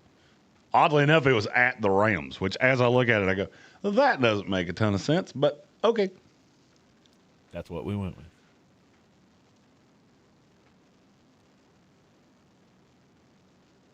They did such a good job of shoring up the concerns for me. I know you still say there's work to be done at the tackle positions, correct? No. I mean, you like there's Josh just nothing. Simmons, There's just nothing behind them. You better hope they stay healthy. Right. But correct me if I'm wrong. You liked Josh Simmons. Yes. But what? Not as a left tackle, or no? I like Josh Simmons. I don't love that he left the team in the middle of the year last year, and I still don't know why. I know you don't like Jalen Moore as the starting right tackle. No, I don't know where you're getting any of this, because I actually said the exact opposite of this about a week ago. Now that I didn't like Jalen Moore on the left side. I have no problem with him on the right. Okay. And I hated Juwan Taylor. So maybe you're thinking of the line last year when they didn't have Josh Simmons, and I didn't like Jalen Moore. No, I like Josh. I'll be honest with you. If Josh Simmons had been in this draft as opposed to last year, because last year you had Campbell and Banks and Simmons. This year, I would probably have liked him. I can't tell you he'd have been my 1, but I can tell you he wouldn't have been my 4. Because I would have had him ahead of Fano specifically. Mm-hmm. You definitely would have had him over Freeling. For sure. I'd have had him over Freeling. Probably Maui Noah's the only one that I would have had him behind. Mm-hmm. Okay. So, I mean, I think Kansas City's going to be good. I do still have the problem of, outside of Rashee Rice, I don't really trust any of your receivers. But you do have a lot of them. You got a lot of guys. They may be young. They may be inexperienced, which I'd be looking at Jalen Royals and Cyrus Allen. But then you've got Jeff Caldwell, who's a nice dart throw. By the way, Jeff Caldwell's upside, Tyquan Thornton. Kansas City, you have a type. We like receivers who are big and can fly. Right. We don't really care if they can run a route. We don't really care if they can catch. Doesn't matter. Well, they said that they were going to run the ball. And they went out and got Kenneth Walker. Just having Kenny Walker is enough of an improvement in the running game that this team's going to be better than they were last year. I probably would have thought they'd do better regardless, if they got him or not. This makes me like you even more. Well, having no ability to run puts too much weight on Pat Mahomes. I mean, I don't want any team where we can be electric throwing it, but that's all we've got. Isaiah Pacheco was one of those guys I feel like the NFL figured out about 3 years later than they should have. Mm-hmm. Oh, he runs really fast into the hole, and he runs really hard. Yeah, but he falls down after 3.2 yards. That's not productive. I got Kansas City at 13-4. That's where I'm at as well. You're at 13-4 as well. Or no, I'm at 12-5. I'm sorry. You're at 12-5. Either way, they end up number 1 team in the division once again. In my simulation, they ended up being the 3 seed in the playoffs. They are the 3 for me as well. Okay.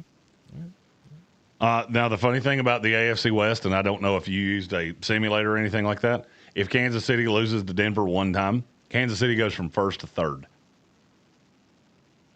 Because I had them beaten Denver both times. They lose one of those games. Denver winds up 5-1 in the division. They win the division. Because they all have the exact same record in the division. Okay. It's going to be a dogfight. One of the best divisions in football, as was said earlier today.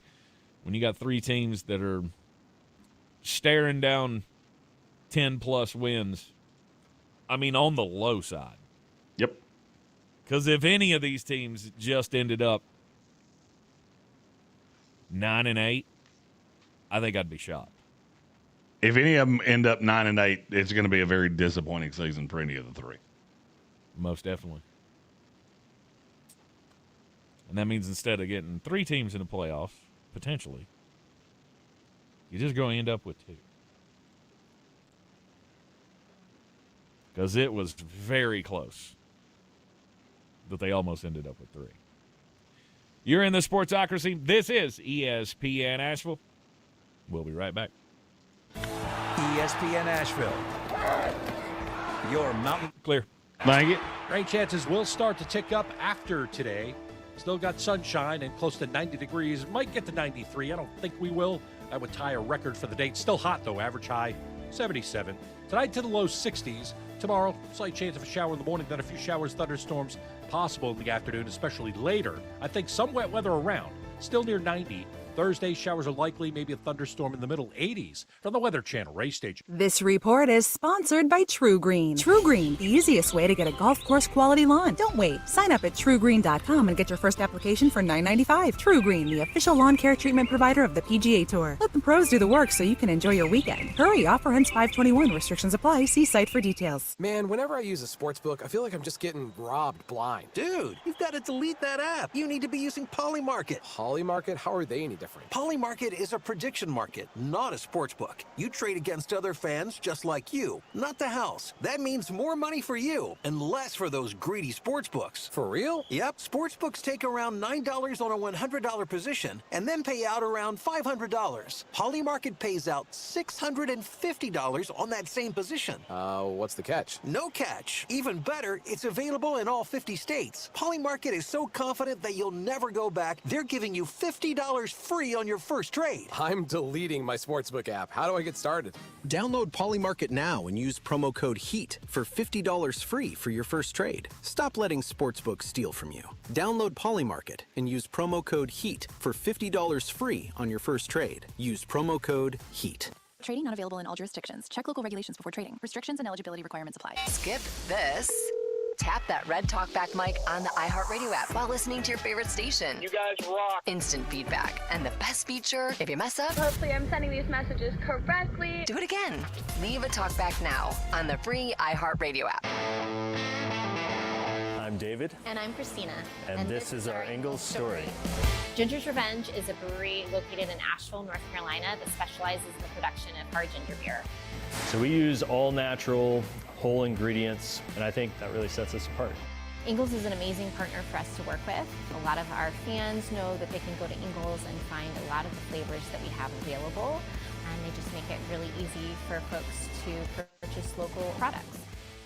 Do better, be better every day. That's the Parks Promise. Our mission, to improve lives with every interaction. This is JW, General Manager at Parks Ford Hendersonville. Experience the Parks Promise today at parksfordhendersonville.com. That's parksfordhendersonville.com.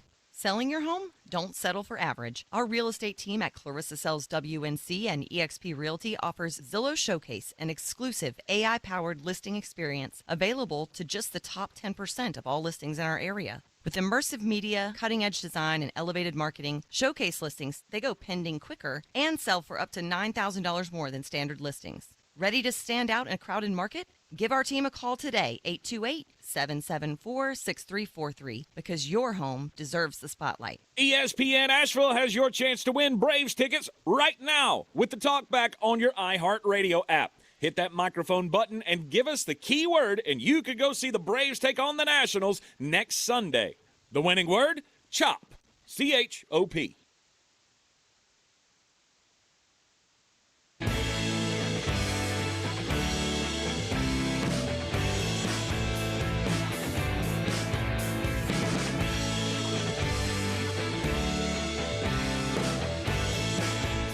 And welcome back into the Sportsocracy on ESPN Asheville. We are heard everywhere you go on the iHeartRadio app.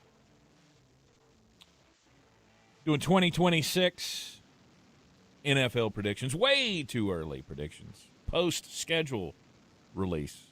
I believe in the past we've called these the damn it's early schedule predictions. I believe you're right. We had a trip down memory lane last night at the Airbnb of funny things we have done over the years. We found the Bob Ross skit. Nice. The Blues Clues spit. And Brian Haynes losing his mind over Kadarius Toney. Nice. Whoever owns that Airbnb we stayed in last night, the next time they log into YouTube, they're going to take a wild ride. Don't leave your YouTube signed into things. Hits. Don't leave your YouTube signed into things. Don't leave your Netflix signed into things.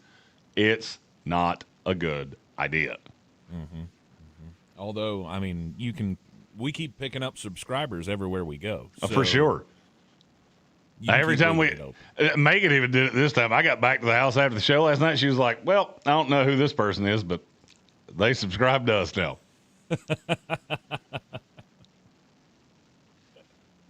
All right, continuing our division-by-division schedule breakdowns and prognostications for the upcoming year. The NFC West is next up. Starting at the bottom of the division, the Arizona Cardinals. Gross. Let's do next. Just wait till next year.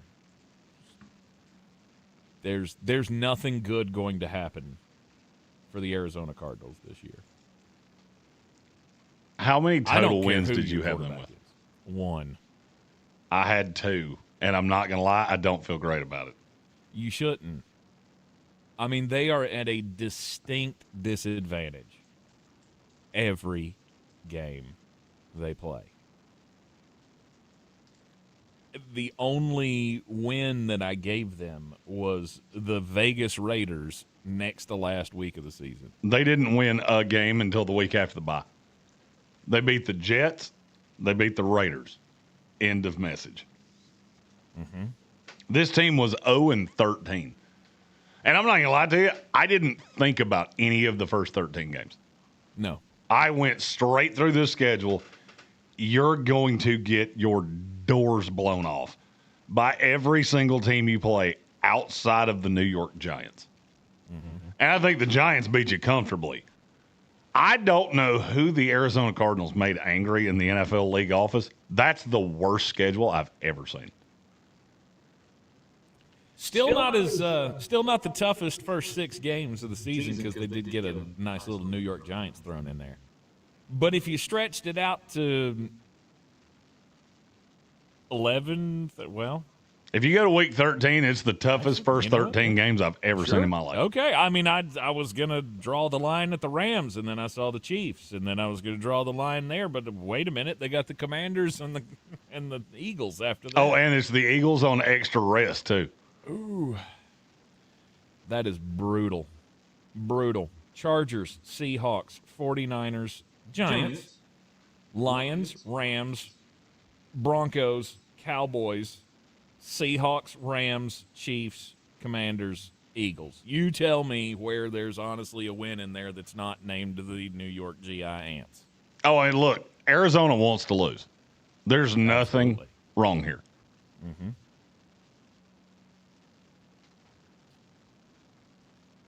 1-16 just feels real bad. And you know what's funny is that we say all this. Jeremiah Love could win Rookie of the Year on the worst team to ever have an of the year. Because I'll be honest with you, I won't be shot. Grant in our YouTube chat said Love might have over 1,000 yards. He might. It's not going to change anything. No. You could tell me right now Jeremiah Love rushes for 1,600 yards, and I'll still tell you the Arizona Cardinals will be lucky to win 2 games. Especially if Jacoby Brissett continues the weirdest holdout in the history of the NFL. So dumb. What is he fighting over? What does he want? Like $2 extra million that they're not willing to give him right now? Well, they offered him 7 car wash gift cards, and he did not like that. He wanted 8. Yeah, he's like, nah, I'm drawing the line. 15. Good Lord. They've begun OTAs without him. Does anybody care? I mean, all right, I'm going to be really honest. Does it change anything? No. Whether it's Jacoby Brissett, Gardner Minshew, or Carson Beck? Not really.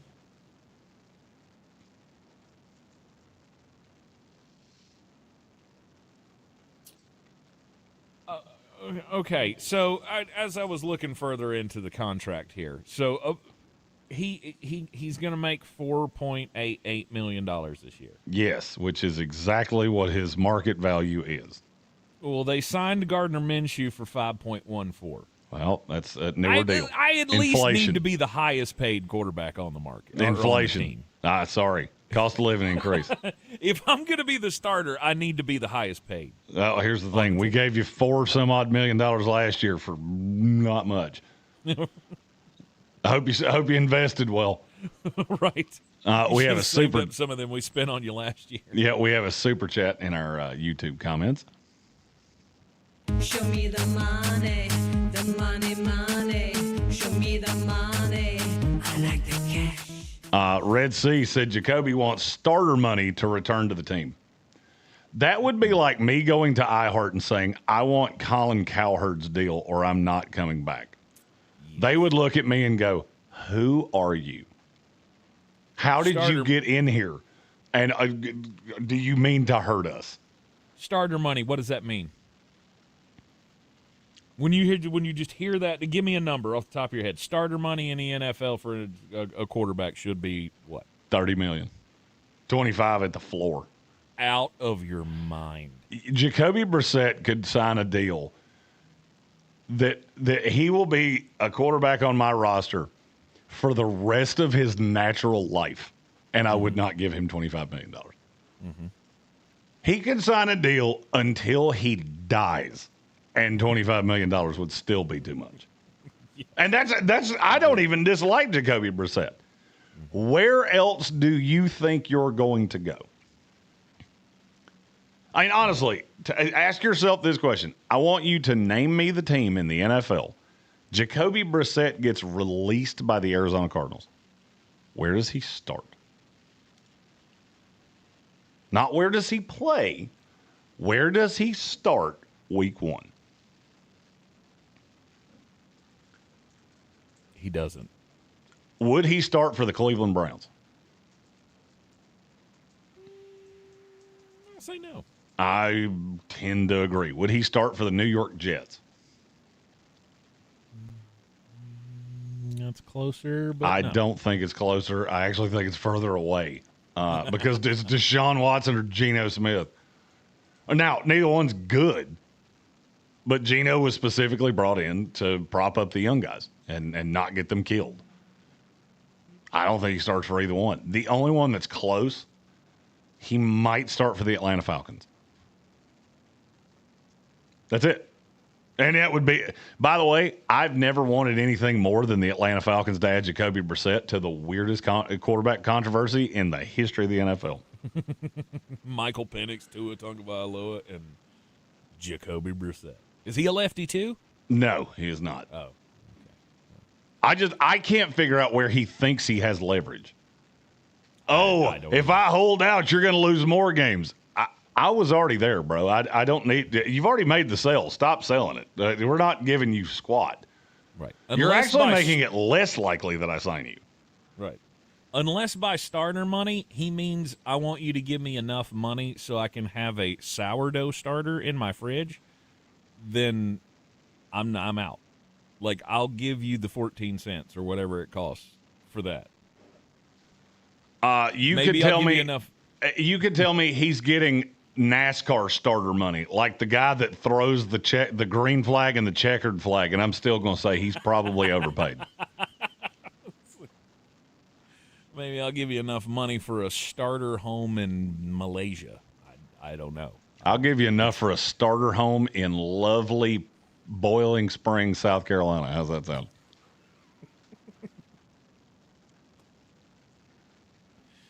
Easy now. Inflation, let's bring that down.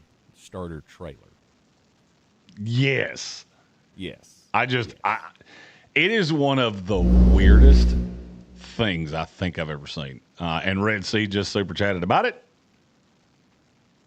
It's all about the money, money, money. All about the money, money, money.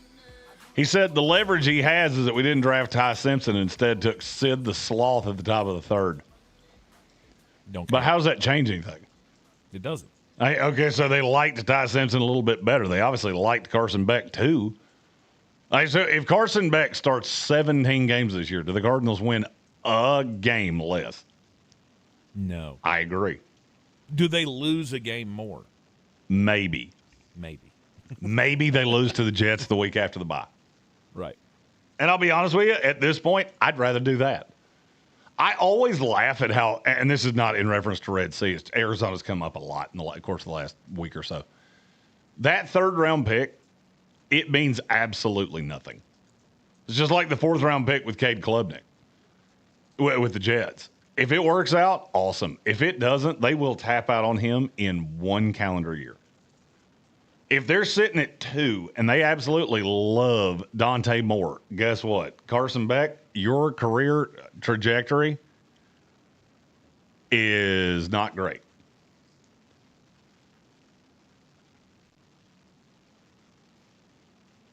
It's not great. I don't care who you start for this team. I mean, I do. If you could somehow go out and find an actual quarterback, you get Joe Burrow to come play for this team somehow, then maybe I'd believe more in this team. However, you can't do that. We've already made those decisions, and that can't happen. And now you're being held hostage by a guy who wouldn't start for any other team in the league. Gary Bird said, no one likes Carson Beck. He's what happens when the music stops and you're desperate. So he's Brandy with 3 eyes. He's got enough space on that skull for 3 eyes. For sure. There you go. I was curious if you were going to see if you're going to follow the path. He definitely could fit another eye on that. It's actually more fun because I only blink with 2 of them at a time, which makes it better because I never had to take my eyes off of you.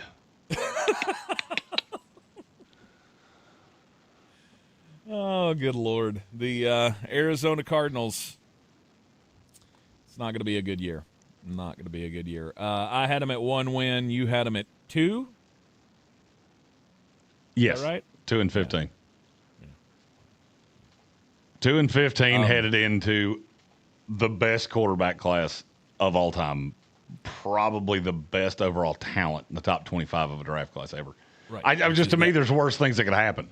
Yeah, that is your light at the end of the tunnel. No doubt. This is the year. If you're terrible. If you're going to be bad, I want you to be so bad that I'm not 100% sure you have 53 actual football players.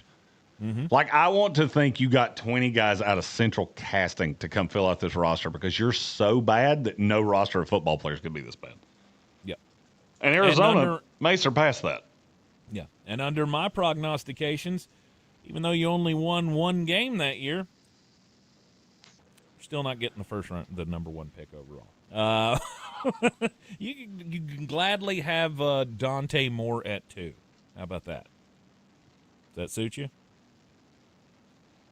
You have your pick of everybody except for, I guess, Arch.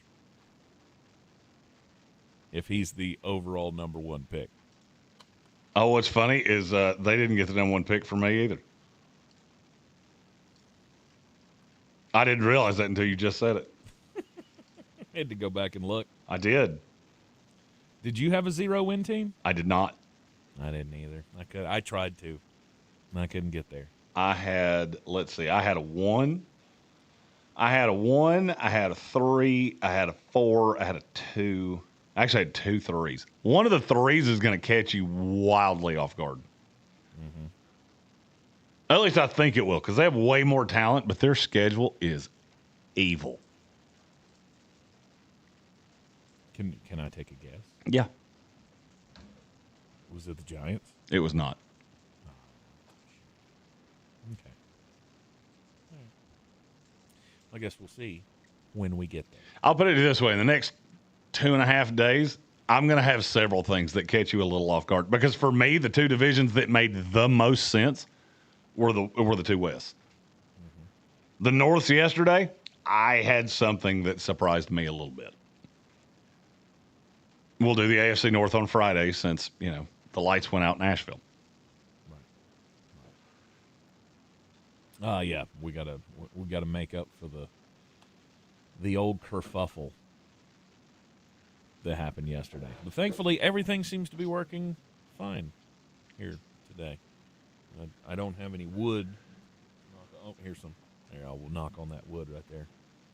Hopefully, I didn't just jinx it. However, we all know the Tank Spencer kiss of death is undefeated. I want to ask you a question. This came up on overtime last night. Okay. If Arch Manning pulled the Eli, and there was a team that had the number 1 pick that he just did not want to play for, who would you say that team is?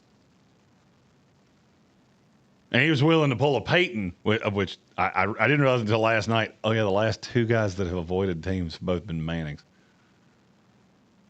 I'm willing to go back to Texas to avoid you. Which team would you say it is? I'm just curious if we have the same answer. I mean, I want to say the Dolphins. I want to say the Arizona Cardinals. Okay. If Arizona has the number 1 pick, I'll bet you about anything you want that Arch would go back. Something that I've heard a lot of since basically the start of free agency, there are a lot of people around the NFL that can't figure out how Marvin Harrison Jr. hasn't been better than he is. That was one of those talents that just universally everybody you talk to went, that's going to work. And he's been fine, but that's about the extent of what I can say. But he's had Jacoby Brissett. Don't care. I don't care.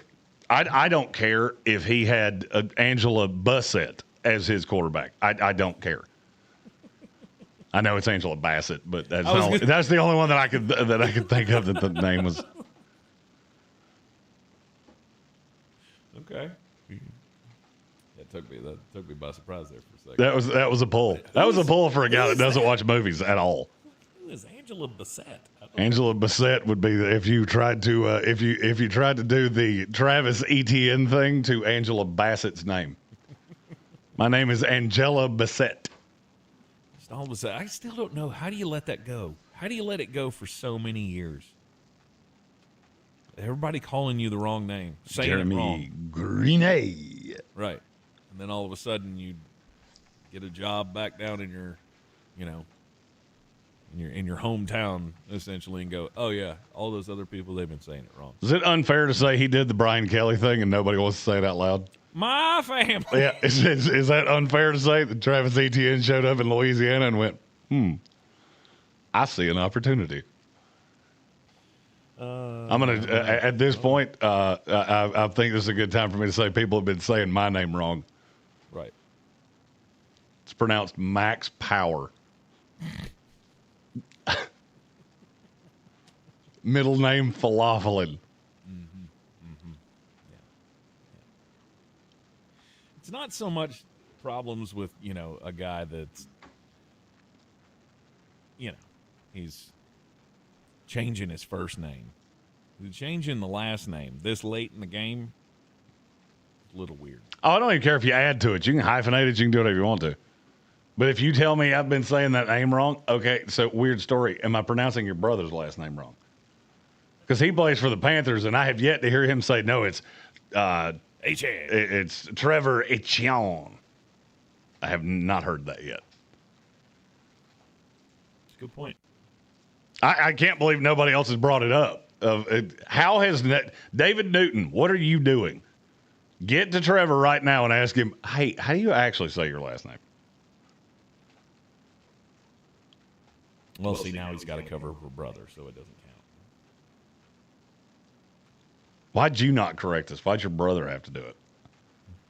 Good point. Who knows? I mean, but you just roll with it at that point, I guess. It's like Joe Theismann. Old Joey Theismann? Yeah, that's not how you say his name. No, he changed it because he was a candidate for the Heisman. Right. I mean, Theismann sounds way better. Sure. Theismann sounds like a guy that would correct you about how to put books in order in the Dewey Decimal System. It sounds like somebody that would argue with you about the ending of the Harry Potter books. Well, actually, Morendorf was better. Shut up, Theismann. Ooh. What did you call it? I don't know. I didn't. Shut up, nerd. I've never read it. I don't know. We'll learn more about Morgendorf, the magician. Look, all I know is that there's a Snuggly Puff and there's a girl that may or may not be Emma Watson. I don't know. I swear Emma Watson's been two completely different people. Oh, Snuggly Puff. That's what it is, isn't it? It's Hufflepuff, I think, is what you're looking for. Whipperoos. I got it. That's fine. Sure. You're in the Sportsocracy. This is ESPN Asheville. I'll fix my camera. We'll be right back. ESPN Asheville. Your mountain weather forecast. Rain check. You're clear. Sorry, I was too busy having sex with women to know the difference between a Jigglypuff or a Hufflepuff. I don't think we will. That would tie a record for the day. Still hot, though. Average high 77. Megan's going to pee. Right to the low 60s. She laughed through that entire segment. A few showers, thunderstorms possible in the afternoon, especially later. I think some wet weather around. Still near 90. Thursday, showers are likely, maybe a thunderstorm in the middle 80s. From the Weather Channel, Ray Station. This report is sponsored by Bojangles. It's always bow time. I like Snuggle Puffs and Jiggly Bits. Before, but have you had the smoked sausage biscuit from Bojangles? Slow-cooked smoked sausage is grilled and served on a made-from-scratch buttermilk biscuit. Another Bojangles biscuit that doesn't disappoint. Get 2 for $5 today. It's bow time. Spring cleaning meets hosting season with Zero Res. Get carpets cleaned for just $35 per room. And stairs are now only $35 too. Plus take $50 off air duct cleaning. Book now at ZeroResAsheville.com and get guest ready today. Listen, I'm not for it at all. I don't want there to be UFC fighting on the White House floor. Please have a random Martina McBride thing over there on your list. Mark Starling and Dag Spencer. Why can't we just have like a reenactment of like a battle or something like that? So you do want bloodshed? Well, I just want historical bloodshed. I don't want two roid addicts that are going at each other. Wildly inconsistent. Weekday mornings at 6 on News Radio 570 WWNC and now on 92.9 Clarissa sells WNC. Excuse me? Buncombe County. We have You're a customer echoing. service experience to assist you in achieving Oh. goals. Our team offers something that 9 There you go. listings in our market won't have. Zillow Showcase. Check us out at clarissasellswnc.com. I'm Coley Duffy. I'm Cody Ward. And we're the Chainsaw Brothers. Actually, we're cousins. A few days after Helene, we was in the driveway having a couple beers, waiting on the power to come back on. And we heard so many people calling, needing trees removed, and couldn't afford it. So I called my dad to borrow a chainsaw, and over the next few months, we cleared trees for our neighbors. Our business was born out of wanting to help Western North Carolina get back on our feet. We are fully insured and licensed. We keep our promises, meaning if we say we're going to be there, we'll be there. In these parts, we live how we were raised. When you call the Chainsaw Brothers, you're not a customer, you're family. We're good at what we do, and we do it for a reasonable cost. For all your chainsaw needs, call the Chainsaw Brothers. 828-316-1013. Or find us on Facebook. See how we treat our family. Are you still covered up with storm damage and debris? Call us about our daily rates at 828-316-1013. That's 828-316-1013. We're the Chainsaw Brothers, and with our neighbors, we're Western North Carolina strong. Sure, you know Appalachian Motor Coach is the official shuttle sponsor of the Living the Dream Tailgate Tour. But did you know that they can get you anywhere in style? Weddings, bachelorette parties, corporate gatherings, family reunions, Appalachian Motor Coach makes the ride part of the fun. Luxury seating, climate control, and none of the stress of parking or driving. Appalachian Motor Coach gets you there relaxed, on time, and ready for the party. For more information, visit them at AppalachianMotorCoach.com. Appalachian Motor Coach, the best memories start on the ride. When you're a grocery store, hunger has no place in your community. That's why at Ingles, we donate over 2 million pounds of food every year to those who need it. It's the right thing to do, and we know you'd do the same. Ingles, your neighbor for over 50 years. This season isn't a reset, it's a reminder. The champions don't disappear. They reload, and the 2026 Atlanta Braves are ready. And Acuna swings a mighty bat. That thing is way out of the ballpark. Chopping toward another playoff run. Sale, Strider, and Schwellenbach. Acuna, Albies, Olsen, and Baldwin. The mountain's home for Braves baseball is ESPN Asheville. Proudly brought to you by Parks Ford of Hendersonville. The impact of a meal goes well beyond feeding our bodies, because when people don't have to worry about where their next meal is coming from, they can truly thrive, like Marta. And now we'll hear from our class valedictorian, who with our hard work never ceases to amaze us. Please welcome Marta Moreno.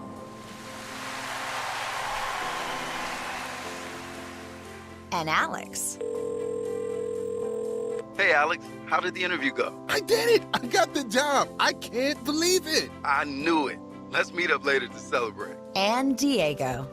Mom! I got first place at the science fair with my volcano project. That's amazing, sweetie. Congratulations. Because when people are fed, futures are nourished, and everyone deserves to live a full life. Join the movement to end hunger at feedingamerica.org/actnow. feedingamerica.org/actnow. A public service announcement brought to you by Feeding America and the Ad Council. Good morning, guys. I just want to warn you, traffic is tough out there. We are here for you to tell you how to keep safe. Everybody who is listening needs to take cover as soon as they can. To provide the music, talk, and sports you love. And to deliver the news that matters to you. We are the voices you can trust. We are live and local. We are America's broadcasters. Text radio to 52886 and tell Congress you depend on your local radio stations. Message and data rates may apply. You may receive up to 4 messages a month, and you may text STOP to stop. This message furnished by the National Association of Broadcasters. ESPN Asheville. Yeah.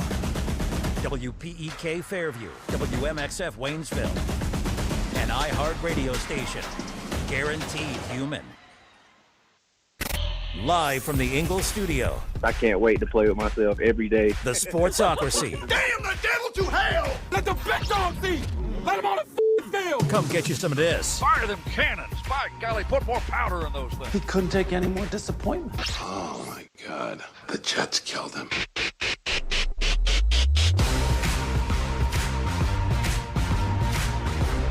Welcome back into the Sportsocracy. This is ESPN Asheville. We are coming to you live.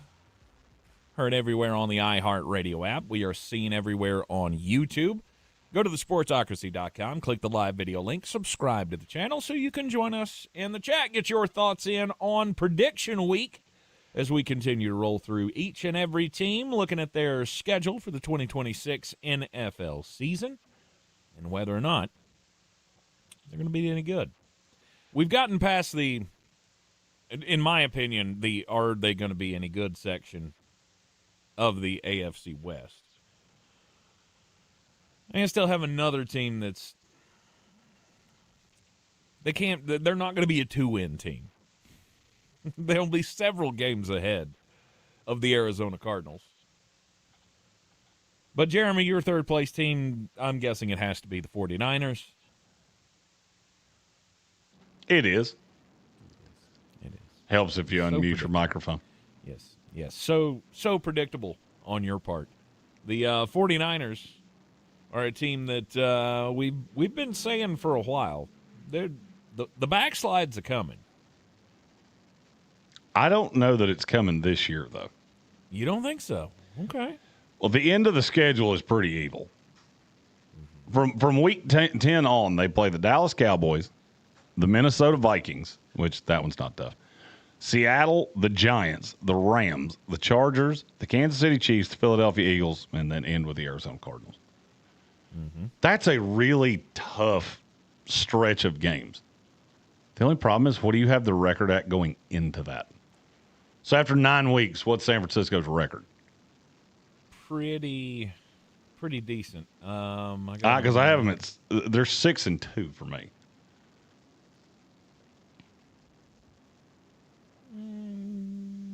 Who are they supposed to lose to? Are they going to lose to Denver in San Francisco? Because I don't see that. Could. They get Miami. They get Arizona. They have to go to Seattle. That was one of the losses. They have the international game with the Rams week 1. I have that as a loss for them. Other than that, I don't see other losses. It'd be one thing if the Washington game was in Washington. I would take Washington to beat them then. I don't think they're going to beat them in San Francisco. Then they get the Raiders on the other side of that. So, I mean, after going into week 10, this team is 7-2 or 6-2. Math's hard. 6-2. Okay. And you got them finishing out how? They're 10-7 for me. 10-7. Okay. I mean, they go 4-5 in their last 9. So I haven't beaten Minnesota. I haven't beaten the Giants. I haven't beaten the Rams the second time because somehow they always split. And then I got them beat the Cardinals to end the season. I don't think any of the other games are winnable. Winnable? Maybe. Okay, let me rephrase that. I wouldn't give them a 10% chance to win any other game. Right. Every game's winnable. Right. Not likely, but winnable. But I don't give you much of a shot. I don't even like them against LA. But as you say, division games. I don't like them against LA, but I know they'll find a way to win one of them. Because they always do. Yeah. Yeah. Possibly so. I think they're clearly worse than the Rams. I think they're clearly worse than the Seahawks. From there, I feel like once you get down into the, are they going to be vying for a wild card spot? I think they're at the very bottom of that tier for me. I keep staring. You have harped on and on and on about the defense of the 49ers. Mm-hmm. And I think I'm finally getting on board of this is not good. It has not really improved. Yeah, you still have Nick Bosa and Fred Warner. But outside of that, I'm not sold anything else on this team is really good. You shouldn't be. And that means when I face off against a team like, I don't know, a healthy Washington Commanders, I don't know that you're going to be able to stop them. Even though you get that game at home. And this is a team that I don't look at and go, yeah, I feel solid about them getting in shootouts. I mean, should the addition of Mike Evans to that offense have really changed anybody's mind all that much? It should help. Because I mean, it helps, sure. But do you look at that wide receiver core and now go, oh, they're unbeatable? No. I don't. No, because I think it's Mike Evans and a bunch of dudes. Right. Because I really don't buy into any other receiver on this team. Mike Evans I buy into. Mm-hmm. And if he's healthy, that's going to be a tremendous improvement. But I do think him being healthy is a big question, though. Right. Like, what if he's not? Because let's be honest, Mike Evans has not been healthy in 8 years. It's always something. He may not have missed a whole bunch of games like he did last year, but it's always something. Those hamstrings, man, he is going to be on every injury report all year long. And I hope to God that nothing happens to him because you know how much I love him. But at 32 years old, you had the streak broken last year. And I don't feel like you're in that much of a greater situation. Am I wrong? How much more do you trust Brock Purdy than you do Baker Mayfield? I don't. I mean, that's the short and sweet of it is that I don't. I don't trust him anymore. Right. I think they're largely the same guy. And that's where I guess it kind of falls apart for me with San Francisco is I don't think your defense is good enough to beat good offenses. Mm-hmm. I don't think your offense is good enough to beat good defenses, except for that one random Rams game that you find a way to win every single year. Mm-hmm.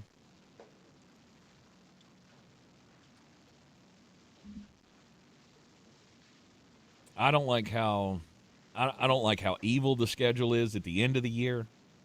Because you know this is a team that's going to be dealing with injuries. Oh, yeah, because their training facilities outside of a nuclear bomb shelter or something. Right. They've got the poisoning from the power lines or whatever that theory is. Maybe Duke should come turn off their power. San Francisco's not right. San Francisco, I don't think they're destined for a losing season this year. But I'm gonna be honest with you, one wouldn't surprise me. Because I think you've got enough games on that schedule that are questionable. Like the Commanders game. If that offense is as good as they were 2 years ago, you could very well lose that game. No doubt. Playing against Denver at home is not going to be fun. You got a whole lot of Chargers and Eagles and Chiefs at the end of this schedule that makes me think if you do deal with an injury, let's say it's not even Mike Evans, just Ricky Pearsall doesn't make it through the whole season. Well, then what are you going to do? You better if hope they deal with Deshaun injuries, this Stribling team comes is in about. trouble. Exactly. I don't like to forecast them, but I feel like you kind of have to forecast that there will be some. Let's not name names and put that juju out there. But you got to imagine there's going to be some, and you've got a thin roster. Hey, but at least they got Deshaun Stribling at 33. Oddly enough, they took a receiver, and for the second time in 3 years, they took a receiver high, and I don't actually feel any better about their receiver room than I did going into it.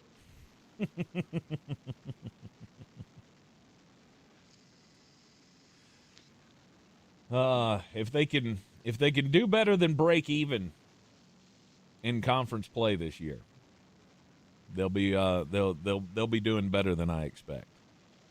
I have them 7-5 in the conference, 3-3 in the division, 1-7 against playoff teams. They have 7 wins against teams that have a losing record. They're 7-0 against teams with a losing record for me, and that still only got them to 10-7, and they did not make the playoffs. Mm-hmm. Yep. It's not going to be the banner year that 49ers fans may be hoping for. And probably not the banner year that Mike was hoping for when he decided to jump ship. Not saying that he would end up any better in Tampa, because they're looking at about the same record, regardless.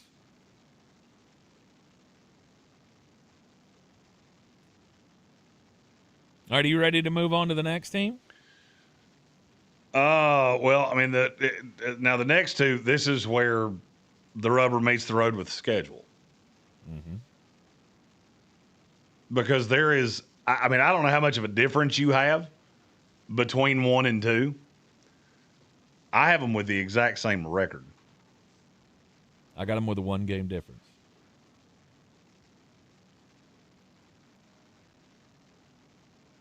And who do you have in second place? The Los Angeles Rams.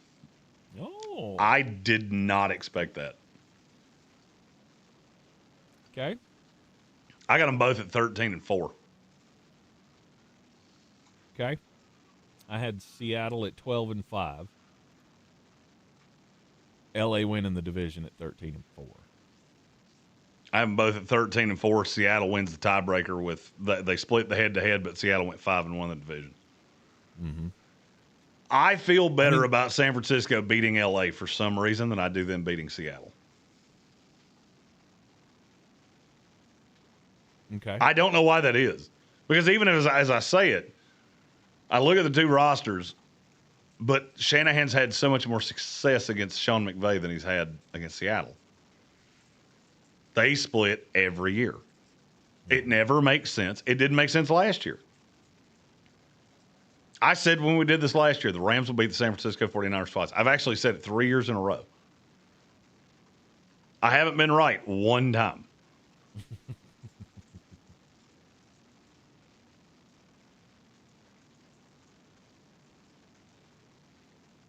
So this year they get a loss to San Francisco, and that is the difference.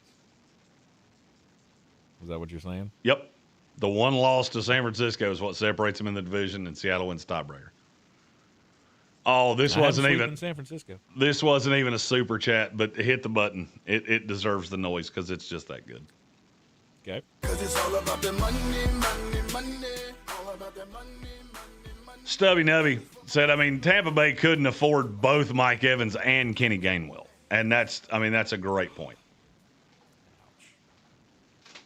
Why? Do we have to? Keep reminding me of that. I want to get you a super cool Tampa Bay helmet for Christmas, and then have Kenny Gainwell sign it.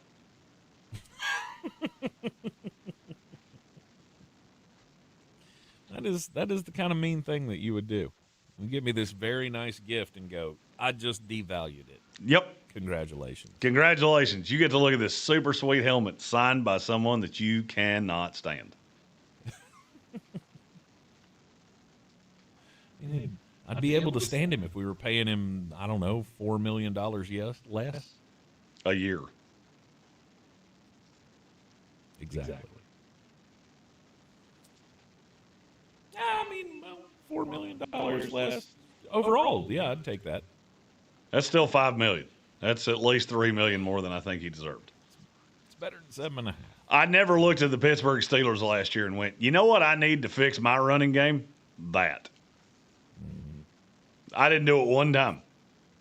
But he catch passes. So did Rashad White. He left, and I wasn't super sad about that either.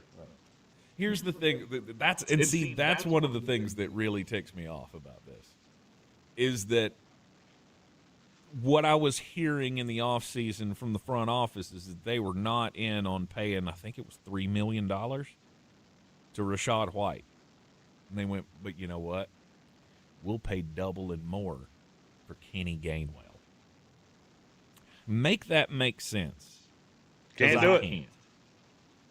I cannot make that make any sense in my head how you thought Kenny Gainwell was worth double plus Rashad White. Because to me, they're kind of the same guy. Only fractionally different. Okay. All right. We want to take the break here? Yes. And then when we come back, we will talk about the not the roster, but there will be some roster talk. But the schedule is what we're talking about here of the teams in the NFC West. The Los Angeles Rams schedule next. Now here. And we're clear. Thank you. $1,000. Just enter this nationwide keyword. I keep getting that bounce back, and it's throwing me off. Do it now?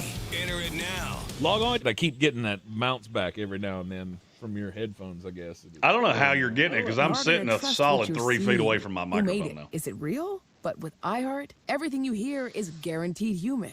That's why 78% of listeners trust their favorite radio. It almost sounds like it's on an external speaker, but I know you don't have that running. Sales, that trust goes a long way in creating your future No, customers. I don't have an external Make speaker. iHeart Media a part of your 2026 plan today. Call 844-844-iHeart. Again, that's 844-844-iHeart. I don't know what you'd be getting. The game, we tough it out. Does Feel that stop exhausted? it? We push on. It's not constant. It just comes and goes every now and then. Straps. I've got my headphones down so low now, I can't even. Stress gets to us. Well, that's not good. About what we're really going through. But these headphones are terrible. Because sometimes one-person job.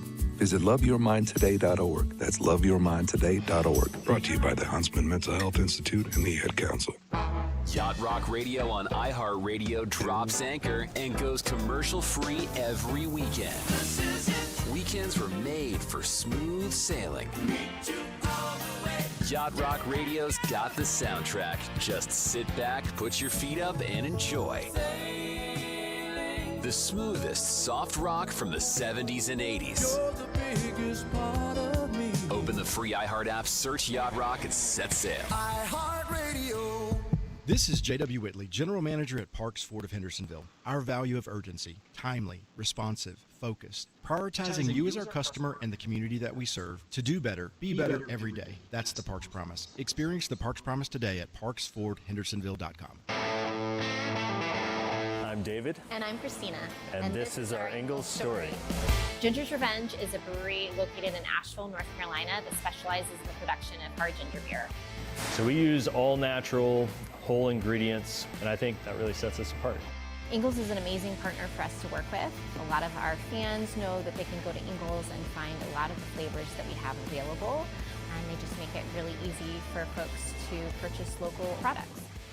Sure, you know Appalachian Motor Coach is the official shuttle sponsor of the Living the Dream Tailgate Tour. But did you know that they can get you anywhere in style?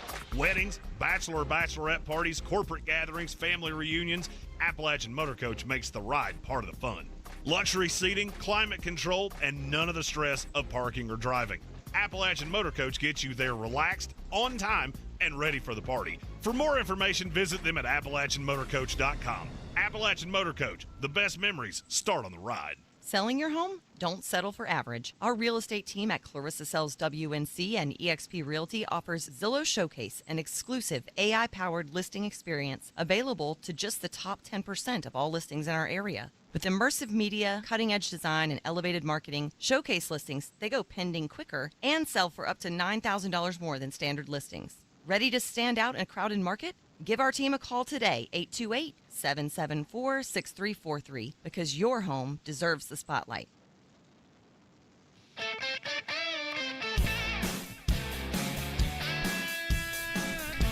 The Sportsocracy. The ceiling is the roof. Let's make it happen. Let's keep moving forward. All right, welcome back into the Sportsocracy. The 2026 NFL season is right around the corner. It won't be long. We just got to hang in there for 2.5 more months, right? Is that right? Oh, I mean, we're getting there. Yeah. Slowly, but surely. We'll be at August 6th before you know it, which is the date of the Hall of Fame game in Canton, Ohio. And we'll be there to watch the Carolina Panthers and the Arizona Cardinals face off as Luke Kuechly and a host of others, including Larry Fitzgerald, get their gold jackets for the Hall of Fame. The season itself will begin September 13th. Is that right? No, September 10th. Yes.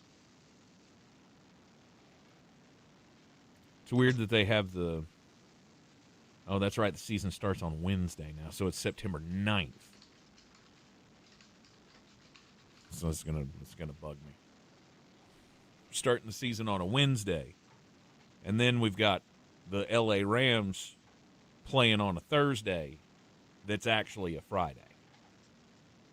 I mean, at least where the game's being played. Right. It's going to be Friday morning when they're playing the Thursday night game between the Rams and the San Francisco 49ers in Australia. Did you get up for a 9 a.m. game? I mean, in America? I would. You would? If the NFL scheduled a game at Bank of America Stadium and said, we're going to start this thing at 10 a.m. on a Friday, would you go? Oh, you're asking if I'd go to... No, I would not go to the game because I'd have to be up at 5. Pass. It's kind of how I feel. But if you never get to see it, then sure, I guess you'd go anytime. Because it's not like your schedules, you know. I mean, your personal schedule would have to change. But you'd be up watching at that time anyway, more than likely. Right? You're an NFL fan. Chances are you'd be watching at 10 a.m. at home. Oh, I mean, if it's on television, I'm good. Sorry, I'm trying to track down. There's a story about Rashee Rice that I can't figure out if it's true or not. Oh, my. I mean, it hasn't come down from any of the big boys, which always scares me. I was like, what's the rumor? Was he involved in shenanigans? There's a Chiefs beat writer, but it's a low-level one. It's saying that Rashee Rice violated his parole. Well, it's definitely not something that you want to do. No, I really would like to see that one from Adam Schefter or Ian Rappaport. I always get nervous when I see a bunch of people put things out that have the same number of Twitter followers that I do. I mean, not saying it's not factual information, just saying I'm going to go out on a limb and say you probably didn't beat Adam Schefter to it. You probably don't have better sources than Adam. Unless your source is the public defender of Rashee Rice, I'm going to go out on a limb and say you probably didn't get this for them. It could be true. I just can't tell if it's right. Now, if it is right, that could be substantial news. Mm-hmm. You talk about a team that can't really afford to lose a player like that. Kansas City definitely falls into that category. Oh, I mean, Kansas City without Rashee, right? Even if he missed 4 games. Now, I will say this is also a good time to point out Kansas City's schedule is super backloaded. So as long as he misses the first 4 games, I don't really care. Okay. All right, back into talking about the NFC West. All of the schedules in the league, and the Rams, I mean, they got a tough one, but when you're the best team in the league, okay, yeah, your games are going to be challenging, but you're still going to win a whole bunch of them. I mean, I've got the Rams going 13-4. Mm-hmm. The only losses I have on the schedule, I got them going to Philadelphia and losing. Okay, so do I. I have them losing to Kansas City. I have them losing the one to San Francisco and losing one at Seattle. Okay. The only problem for them is the 2 best records in the NFC. Well, 3 are Seattle, LA, and one other team. Mm-hmm.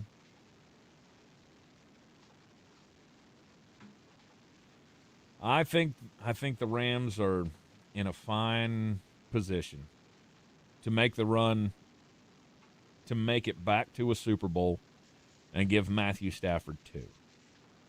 I think in any world where Eli has 2, Matthew needs 2 as well.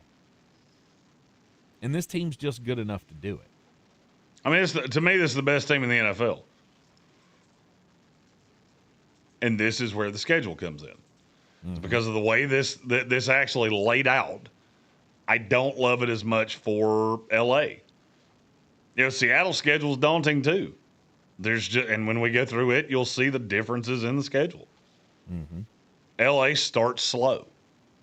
You got the Australia game against San Francisco, home against the Giants, which I don't think they're losing. I don't think they're losing either one of those, and I don't really see much chance that they do. Come home to Denver, which I think is a losable game. Go to Philadelphia, which I actually have them losing. Or they're at Denver. I said that wrong. Sorry. You go to Denver, then you go to Philadelphia. You're right. You host Buffalo. Sorry, I was looking at Buffalo, and I don't know why. That's fine. You host Buffalo. It's a Monday night game. Mm-hmm. I mean, then the schedule leans out reasonably well. You got 2 bye weeks back-to-back in 6 and 7 with the Cardinals and the Raiders. Correct. That's a nice get-healthy spot. Mm-hmm. I also love that the Rams' bye week is late. So you catch that game with Green Bay coming off a bye. Then you got Kansas City at home, but that's on a short week. Yeah. Do bye weeks start too early for you?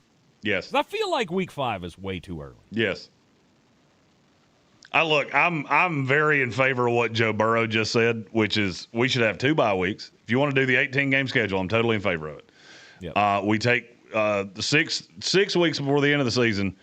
I don't even think it would be a Pro Bowl. We just do something, some kind of event where every team gets a bye week. Mm-hmm. And then we run them from, I think his plan was running from week 5 to week 10. Everybody plays in 11 and 12, then you get a week off in week 13. I'm totally in favor of that. Everybody gets a week off in 13? Yes.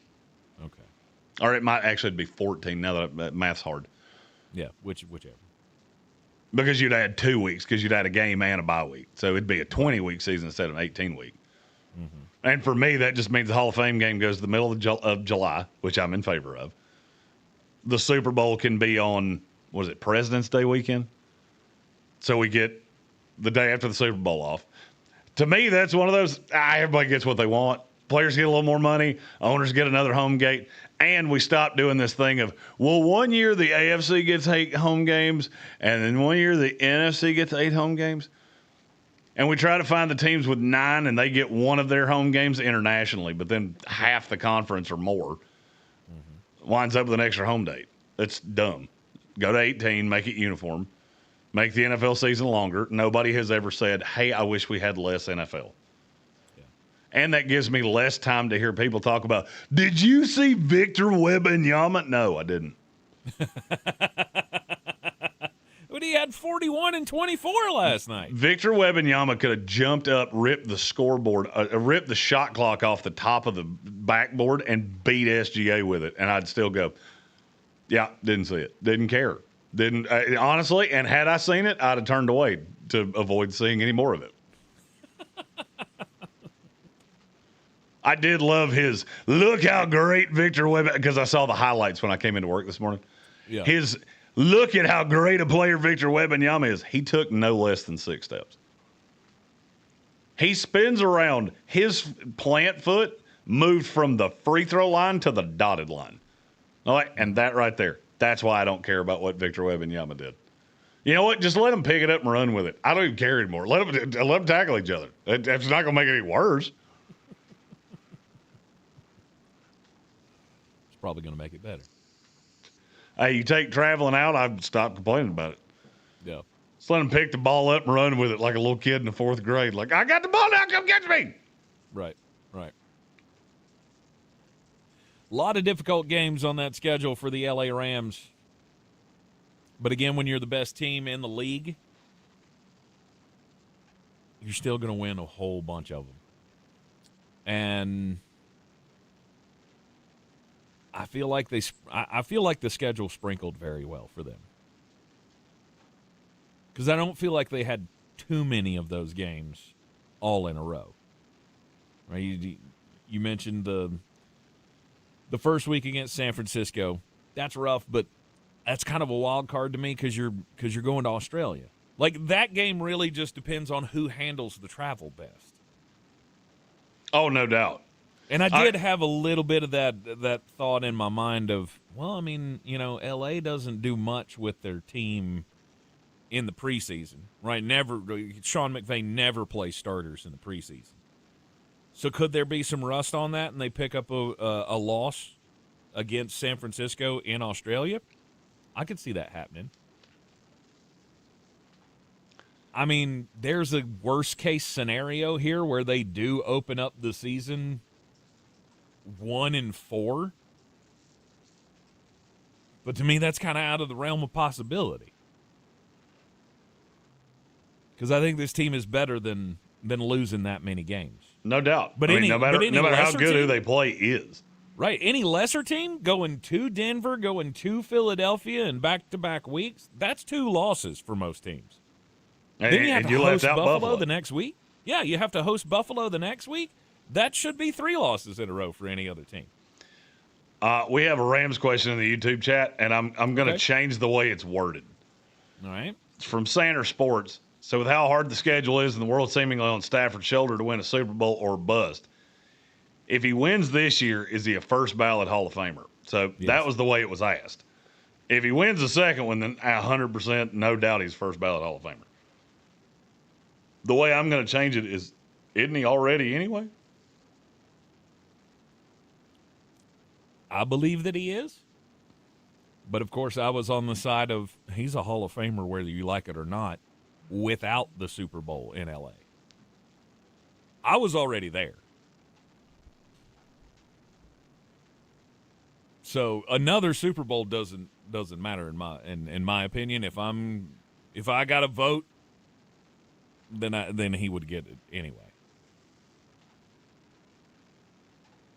I mean, first ballot definitely would be one of those. Who else is in there with him? First ballot guys that are active right now. Right, like who else would be in the year that he retires? Is there like a bunch of them? I mean, it depends on when it is. And it'd be hard because you're going to have Aaron Rodgers at some point. If he ever retires. Now, here's the fun question. Which one retires first, Matthew Stafford or Aaron Rodgers? Aaron Rodgers. A week ago, I would have probably agreed with that. I'm not so sure I do anymore. Oh, do you think that the Pittsburgh Steelers are going to keep giving him $20 million? No, I think next year we're doing this again. Now he's talking about, now he wants to play for the Minnesota Vikings. Oh, good Lord. Sorry. You know what's happening next year? They're getting another quarterback. If they're in that bad a shape, and they're as bad as I think they're going to be, which, by the way, I did go through my official prognostication. I ended up with them having like 3 wins. Minnesota? Yeah, the hopes are not high. I had them at 4. And you know what's funny? If you combine your total and to mine, you're still below the Vegas number. You're still under the Vegas which is number. nanners to me. It's not a good team.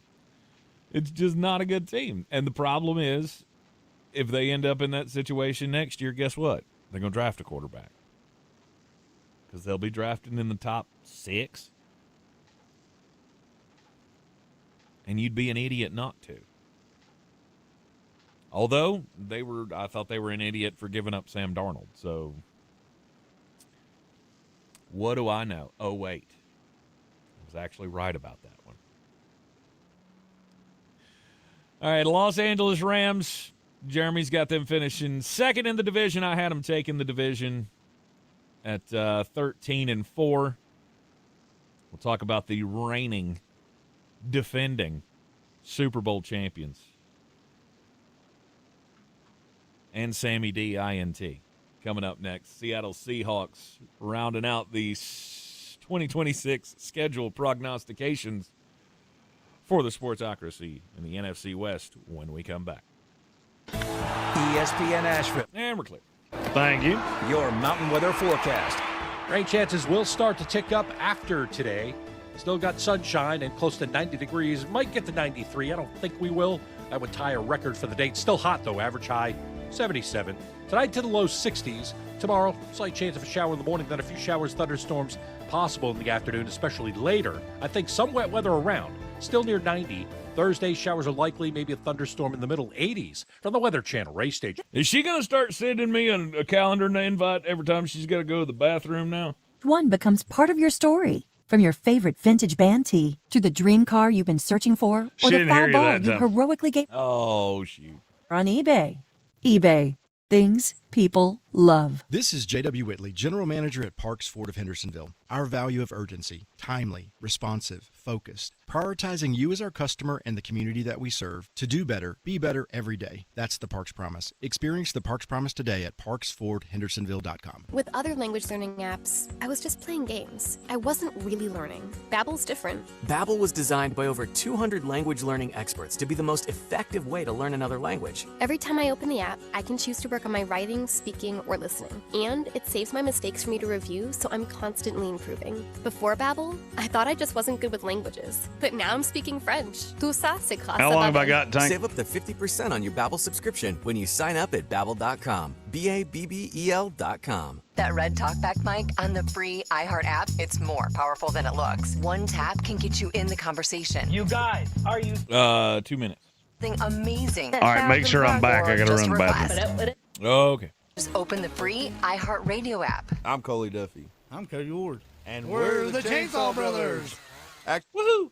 A few days after Helene, we was in the driveway having a couple beers, waiting on the power to come back on. And we heard so many people calling, needing trees removed, and couldn't afford it. So I called my dad to borrow a chainsaw, and over the next few months, we cleared trees for our neighbors. Our business was born out of wanting to help Western North Carolina get back on our feet. We are fully insured and licensed. We keep our promises, meaning if we say we're going to be there, we'll be there. In these parts, we live how we were raised. When you call the Chainsaw Brothers, you're not a customer, you're family. We're good at what we do, and we do it for a reasonable cost. For all your chainsaw needs, Gary, shut your mouth. I don't 1013.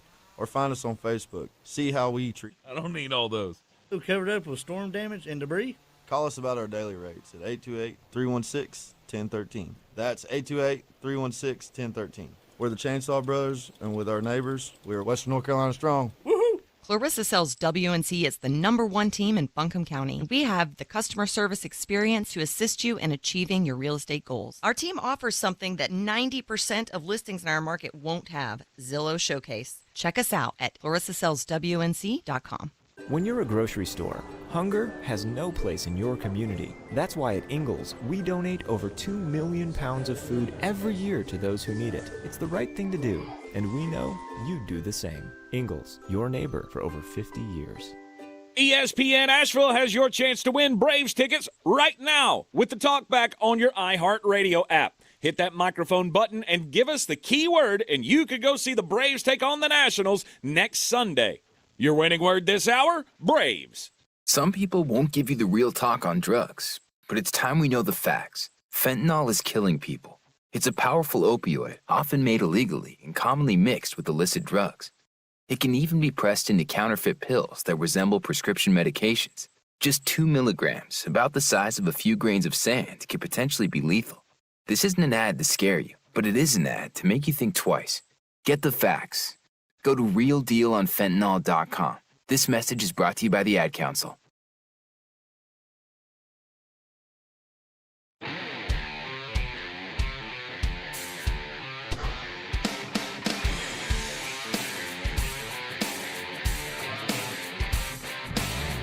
The Sportsocracy. Let's open up the whole can and kick ass and kill them all. Let the paramedics sort them out. And welcome back into the Sportsocracy Prediction Week here on the program as we continue to unpack the 2026 NFL schedule, division by division, team by team. The reigning and defending Super Bowl champion Seattle Seahawks. If they don't win this division again, they're certainly going to be right on the heels of the winner of the division. My predictions had them at 12-5, losing the division by 1 game. Jeremy, you had them at 13-4 with a tiebreaker over the Rams, right? Yes. So I feel like you've been kind of walking this line with the Seattle Seahawks of, well, on paper they look worse, but you want to believe in them. Not saying they're going to be bad or anything, obviously, because I have them at 12-5. Sure. But what is it about the team that gives you a little bit of that pause? About Seattle? Mm-hmm. You're putting a lot of onus on Sam Darnold. I mean, and I'm a huge Sam guy. I just I feel like to a point we almost overcorrected. I'm seeing Sam now in places where I'm going, I don't love that. What, like on the quarterback power ranking? Yeah, I mean, he's 7. I saw one the other day, he's 7. I was like, I mean, short of family members, I think I'm higher on Sam Darnold than anybody. Right. But now, where I did start to feel better, because the last time we talked about this was the day before the schedule came out. Then the schedule came out, and okay, you start with New England. That's daunting. Then you go Arizona. That's not daunting. You catch Washington early, which I think is going to help before that defense can come together.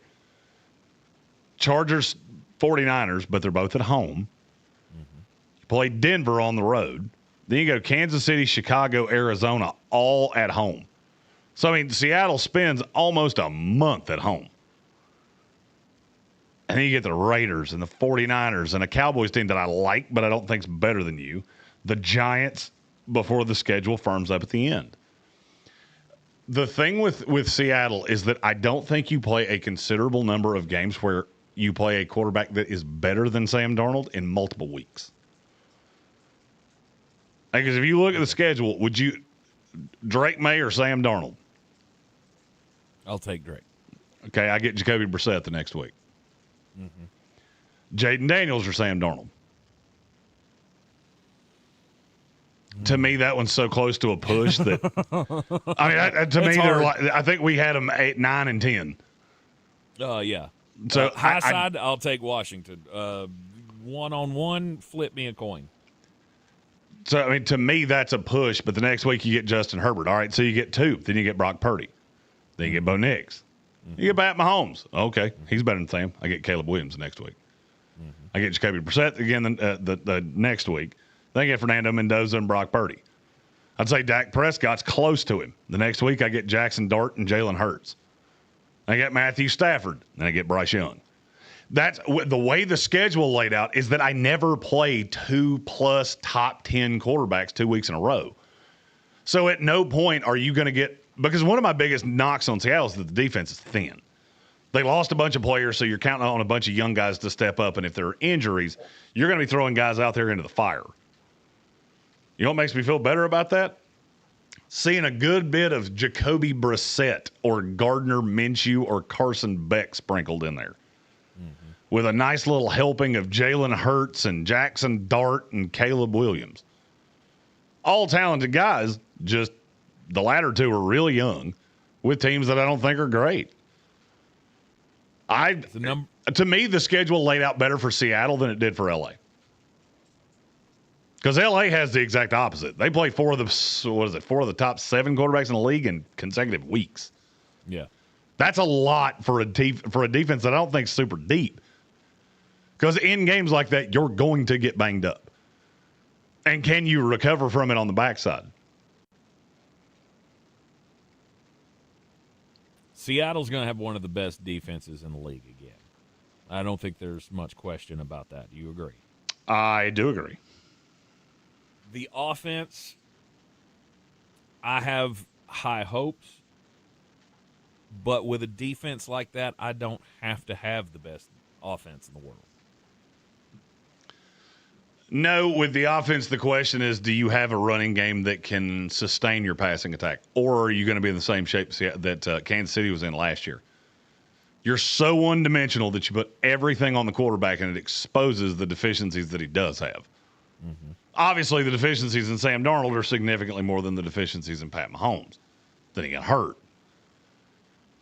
Your defense is going to hold up. I mean, do I love the pieces that they lost? No, I don't. But I don't think there's a huge difference between Dante Fowler and Boye Mafe. I don't think there's a huge difference in a couple of the guys that you've added defensively to replace outgoing free agents that left. I just think Seattle's going to be really good defensively again, and Julian Neal is I told you before the draft, I'll tell you now. That kid's going to be real good in Seattle. I agree. The biggest question with the offense does rest with the running game. And can you be good without that go-to number one bell cow? Because most teams in the league have one of those.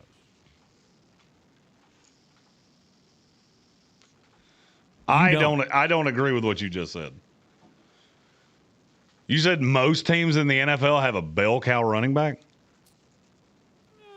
Our difference. The fact you even had to think about that means our definition of the word bell cow is way different. Is Kyron Williams a bell cow? I would say so. I would say no, and I don't even think it's close. And I knew you were going to. No. You got Blake Corum. He's taking too many of the snaps away. For me, a bell cow running back has to have... Let me look at the list here. So last year, Jonathan Taylor had 323 carries. Kyron Williams had 259. So just ahead of Javonte Williams and Breece Hall, who both missed games. For me, that line's about 280. To me, the only true, honest-to-God bell cows in the league are Saquon, Bijan, Derrick Henry, James Cook, Christian McCaffrey, and Jonathan Taylor. Okay. Everybody else is part of a different committee. Now, Kyron's the head of a committee that leans heavily on him. Yeah. But there's still a Blake Corum. I'll give you $1 right now to tell me who backs up Jonathan Taylor. No. Same thing with Saquon Barkley. Is it Joseph Adai? I'm not going to lie to you. Without looking, I can tell you it's not Joseph Adai.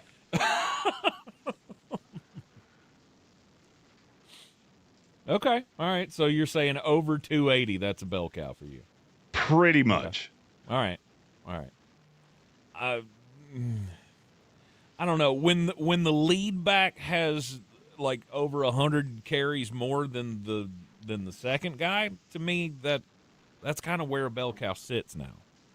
That's the difference between me and you. I'm not changing the definition. For me, it's a bell cow is the guy that is going to get 80% of the carries anytime that this game is on the line. He's getting the ball, and that's Bijan, Saquon. Okay. Oh, yeah, I've got Tank Bigsby on the roster, but, yeah, in those last 5 minutes, I'm going to bet you he does not get a touch. Right. I just feel like teams are more successful when they have that guy that can carry when they're taking 60% of the workload. That's kind of where it is in the modern day for me. You can win either way. And you don't have that. You don't have that anymore. You can win either way. You can win with a committee. I mean, look, Seattle, I hate to tell you this, they had a committee last year. The question is, can Jadarian Price replace what you got out of Kenny Gainwell? In the playoffs? No. Straight up, that's just the answer is just no. What you got out of Kenny Gainwell in the playoffs was special. What people seem to forget is that that's not what you got consistently through the season. Can Jadarian Price be what Kenny Gainwell was from week 1 to week 18? That's more doable. And I think you're going to need a third one in there, to be really honest with you. Okay. My hope is that they're not planning on Charbonnet being the head of the snake and Jadarian Price being factored in. You took him in the first round. That means he better be a guy that can come in here and get after it. And maybe I'm wrong. I didn't love Jadarian Price. I do love this fit for him, though. I wish you had done it in the third round, which is when you should have taken him. But, you didn't have a ton of draft picks. You felt like you had to jump on it, and that was your guy. Disagree, but that was your guy. Kevin Mullen in the YouTube chat said, is George Halani not a household name? No. But he is a valuable Swiss Army knife. George Halani is one of those guys. There's a guy on both sides of the ball like George Halani on every team in the NFL where their fan base will fight to the death over the guy. Mm-hmm. The rest of the league goes, I think I've heard that name a handful of times. He said he scored a touchdown in the Super Bowl. So did Dexter Jackson. I hate to steal Tank's line, but that touchdown in the Super Bowl was probably the first time that 75% of football fans had ever heard that name. Now, I know who he is. No doubt. And I think he's a valuable piece of that rotation. I don't think I'd ever heard his name before.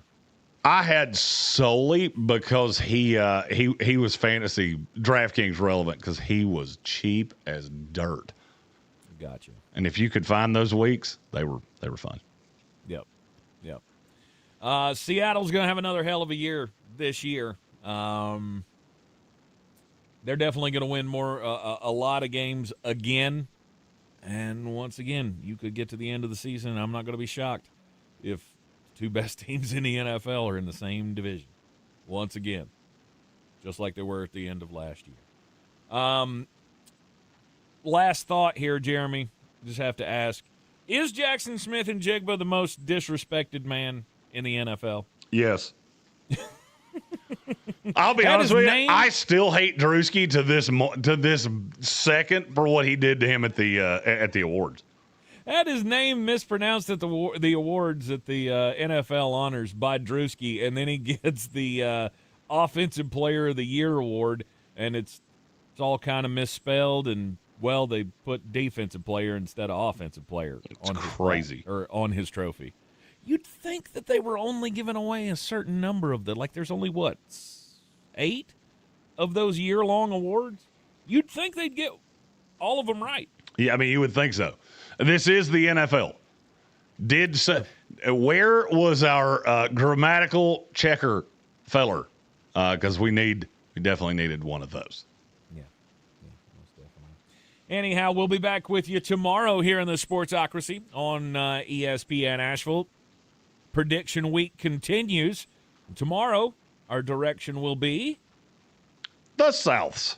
The Souths. NFC South, AFC South predictions for every team coming up tomorrow here in the Sportsocracy. Be sure to catch us on ESPN Asheville back here at noon, and, of course, on the YouTubes as well.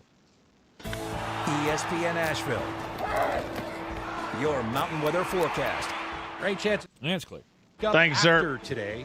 Still got sunshine and yes, sir. Breeze might get to 93. I don't think all right, go sort out all of the things and see what the next 24 hours has for us. Tonight to the low. All right, are you staying down there tonight? I might. We're figuring all that out. There's a possibility that Melissa's going to be here tomorrow. Oh, okay, good deal. Yeah, I haven't heard all the things I've been catching through the grapevine. Got to be where you got to be. That's right. I appreciate you carrying the water when I'm being where I got to be. Sure. All right. I will talk to you tomorrow then. All right, dude. I'll let you know stuff as I find it out. Cool. Peace out. Administrators. Visit PCADevZone.org. Man, whenever I use a sports book, I feel like I'm just getting robbed blind. Dude, you've got to delete that app. You need to be using Polymarket. Polymarket? How are they any different? Polymarket is a prediction market, not a sports book. You trade against other fans just like you, not the house. That means more money for you and less for those greedy sports books. For real? Yep. Sports books take around $9 on a $100 position and then pay out around $500. Polymarket pays out $650 on that same position. What's the catch? No catch. Even better, it's available in all 50 states. Polymarket is so confident that you'll never go back, they're giving you $50 free on your first trade. I'm deleting my sportsbook app. How do I get started? Download Polymarket now and use promo code HEAT for $50 free for your first trade. Stop letting sportsbooks steal from you. Download Polymarket and use promo code HEAT for $50 free on your first trade. Use promo code HEAT. Trading not available in all jurisdictions. Check local regulations before trading. Restrictions and eligibility requirements apply. Clarissa sells WNC at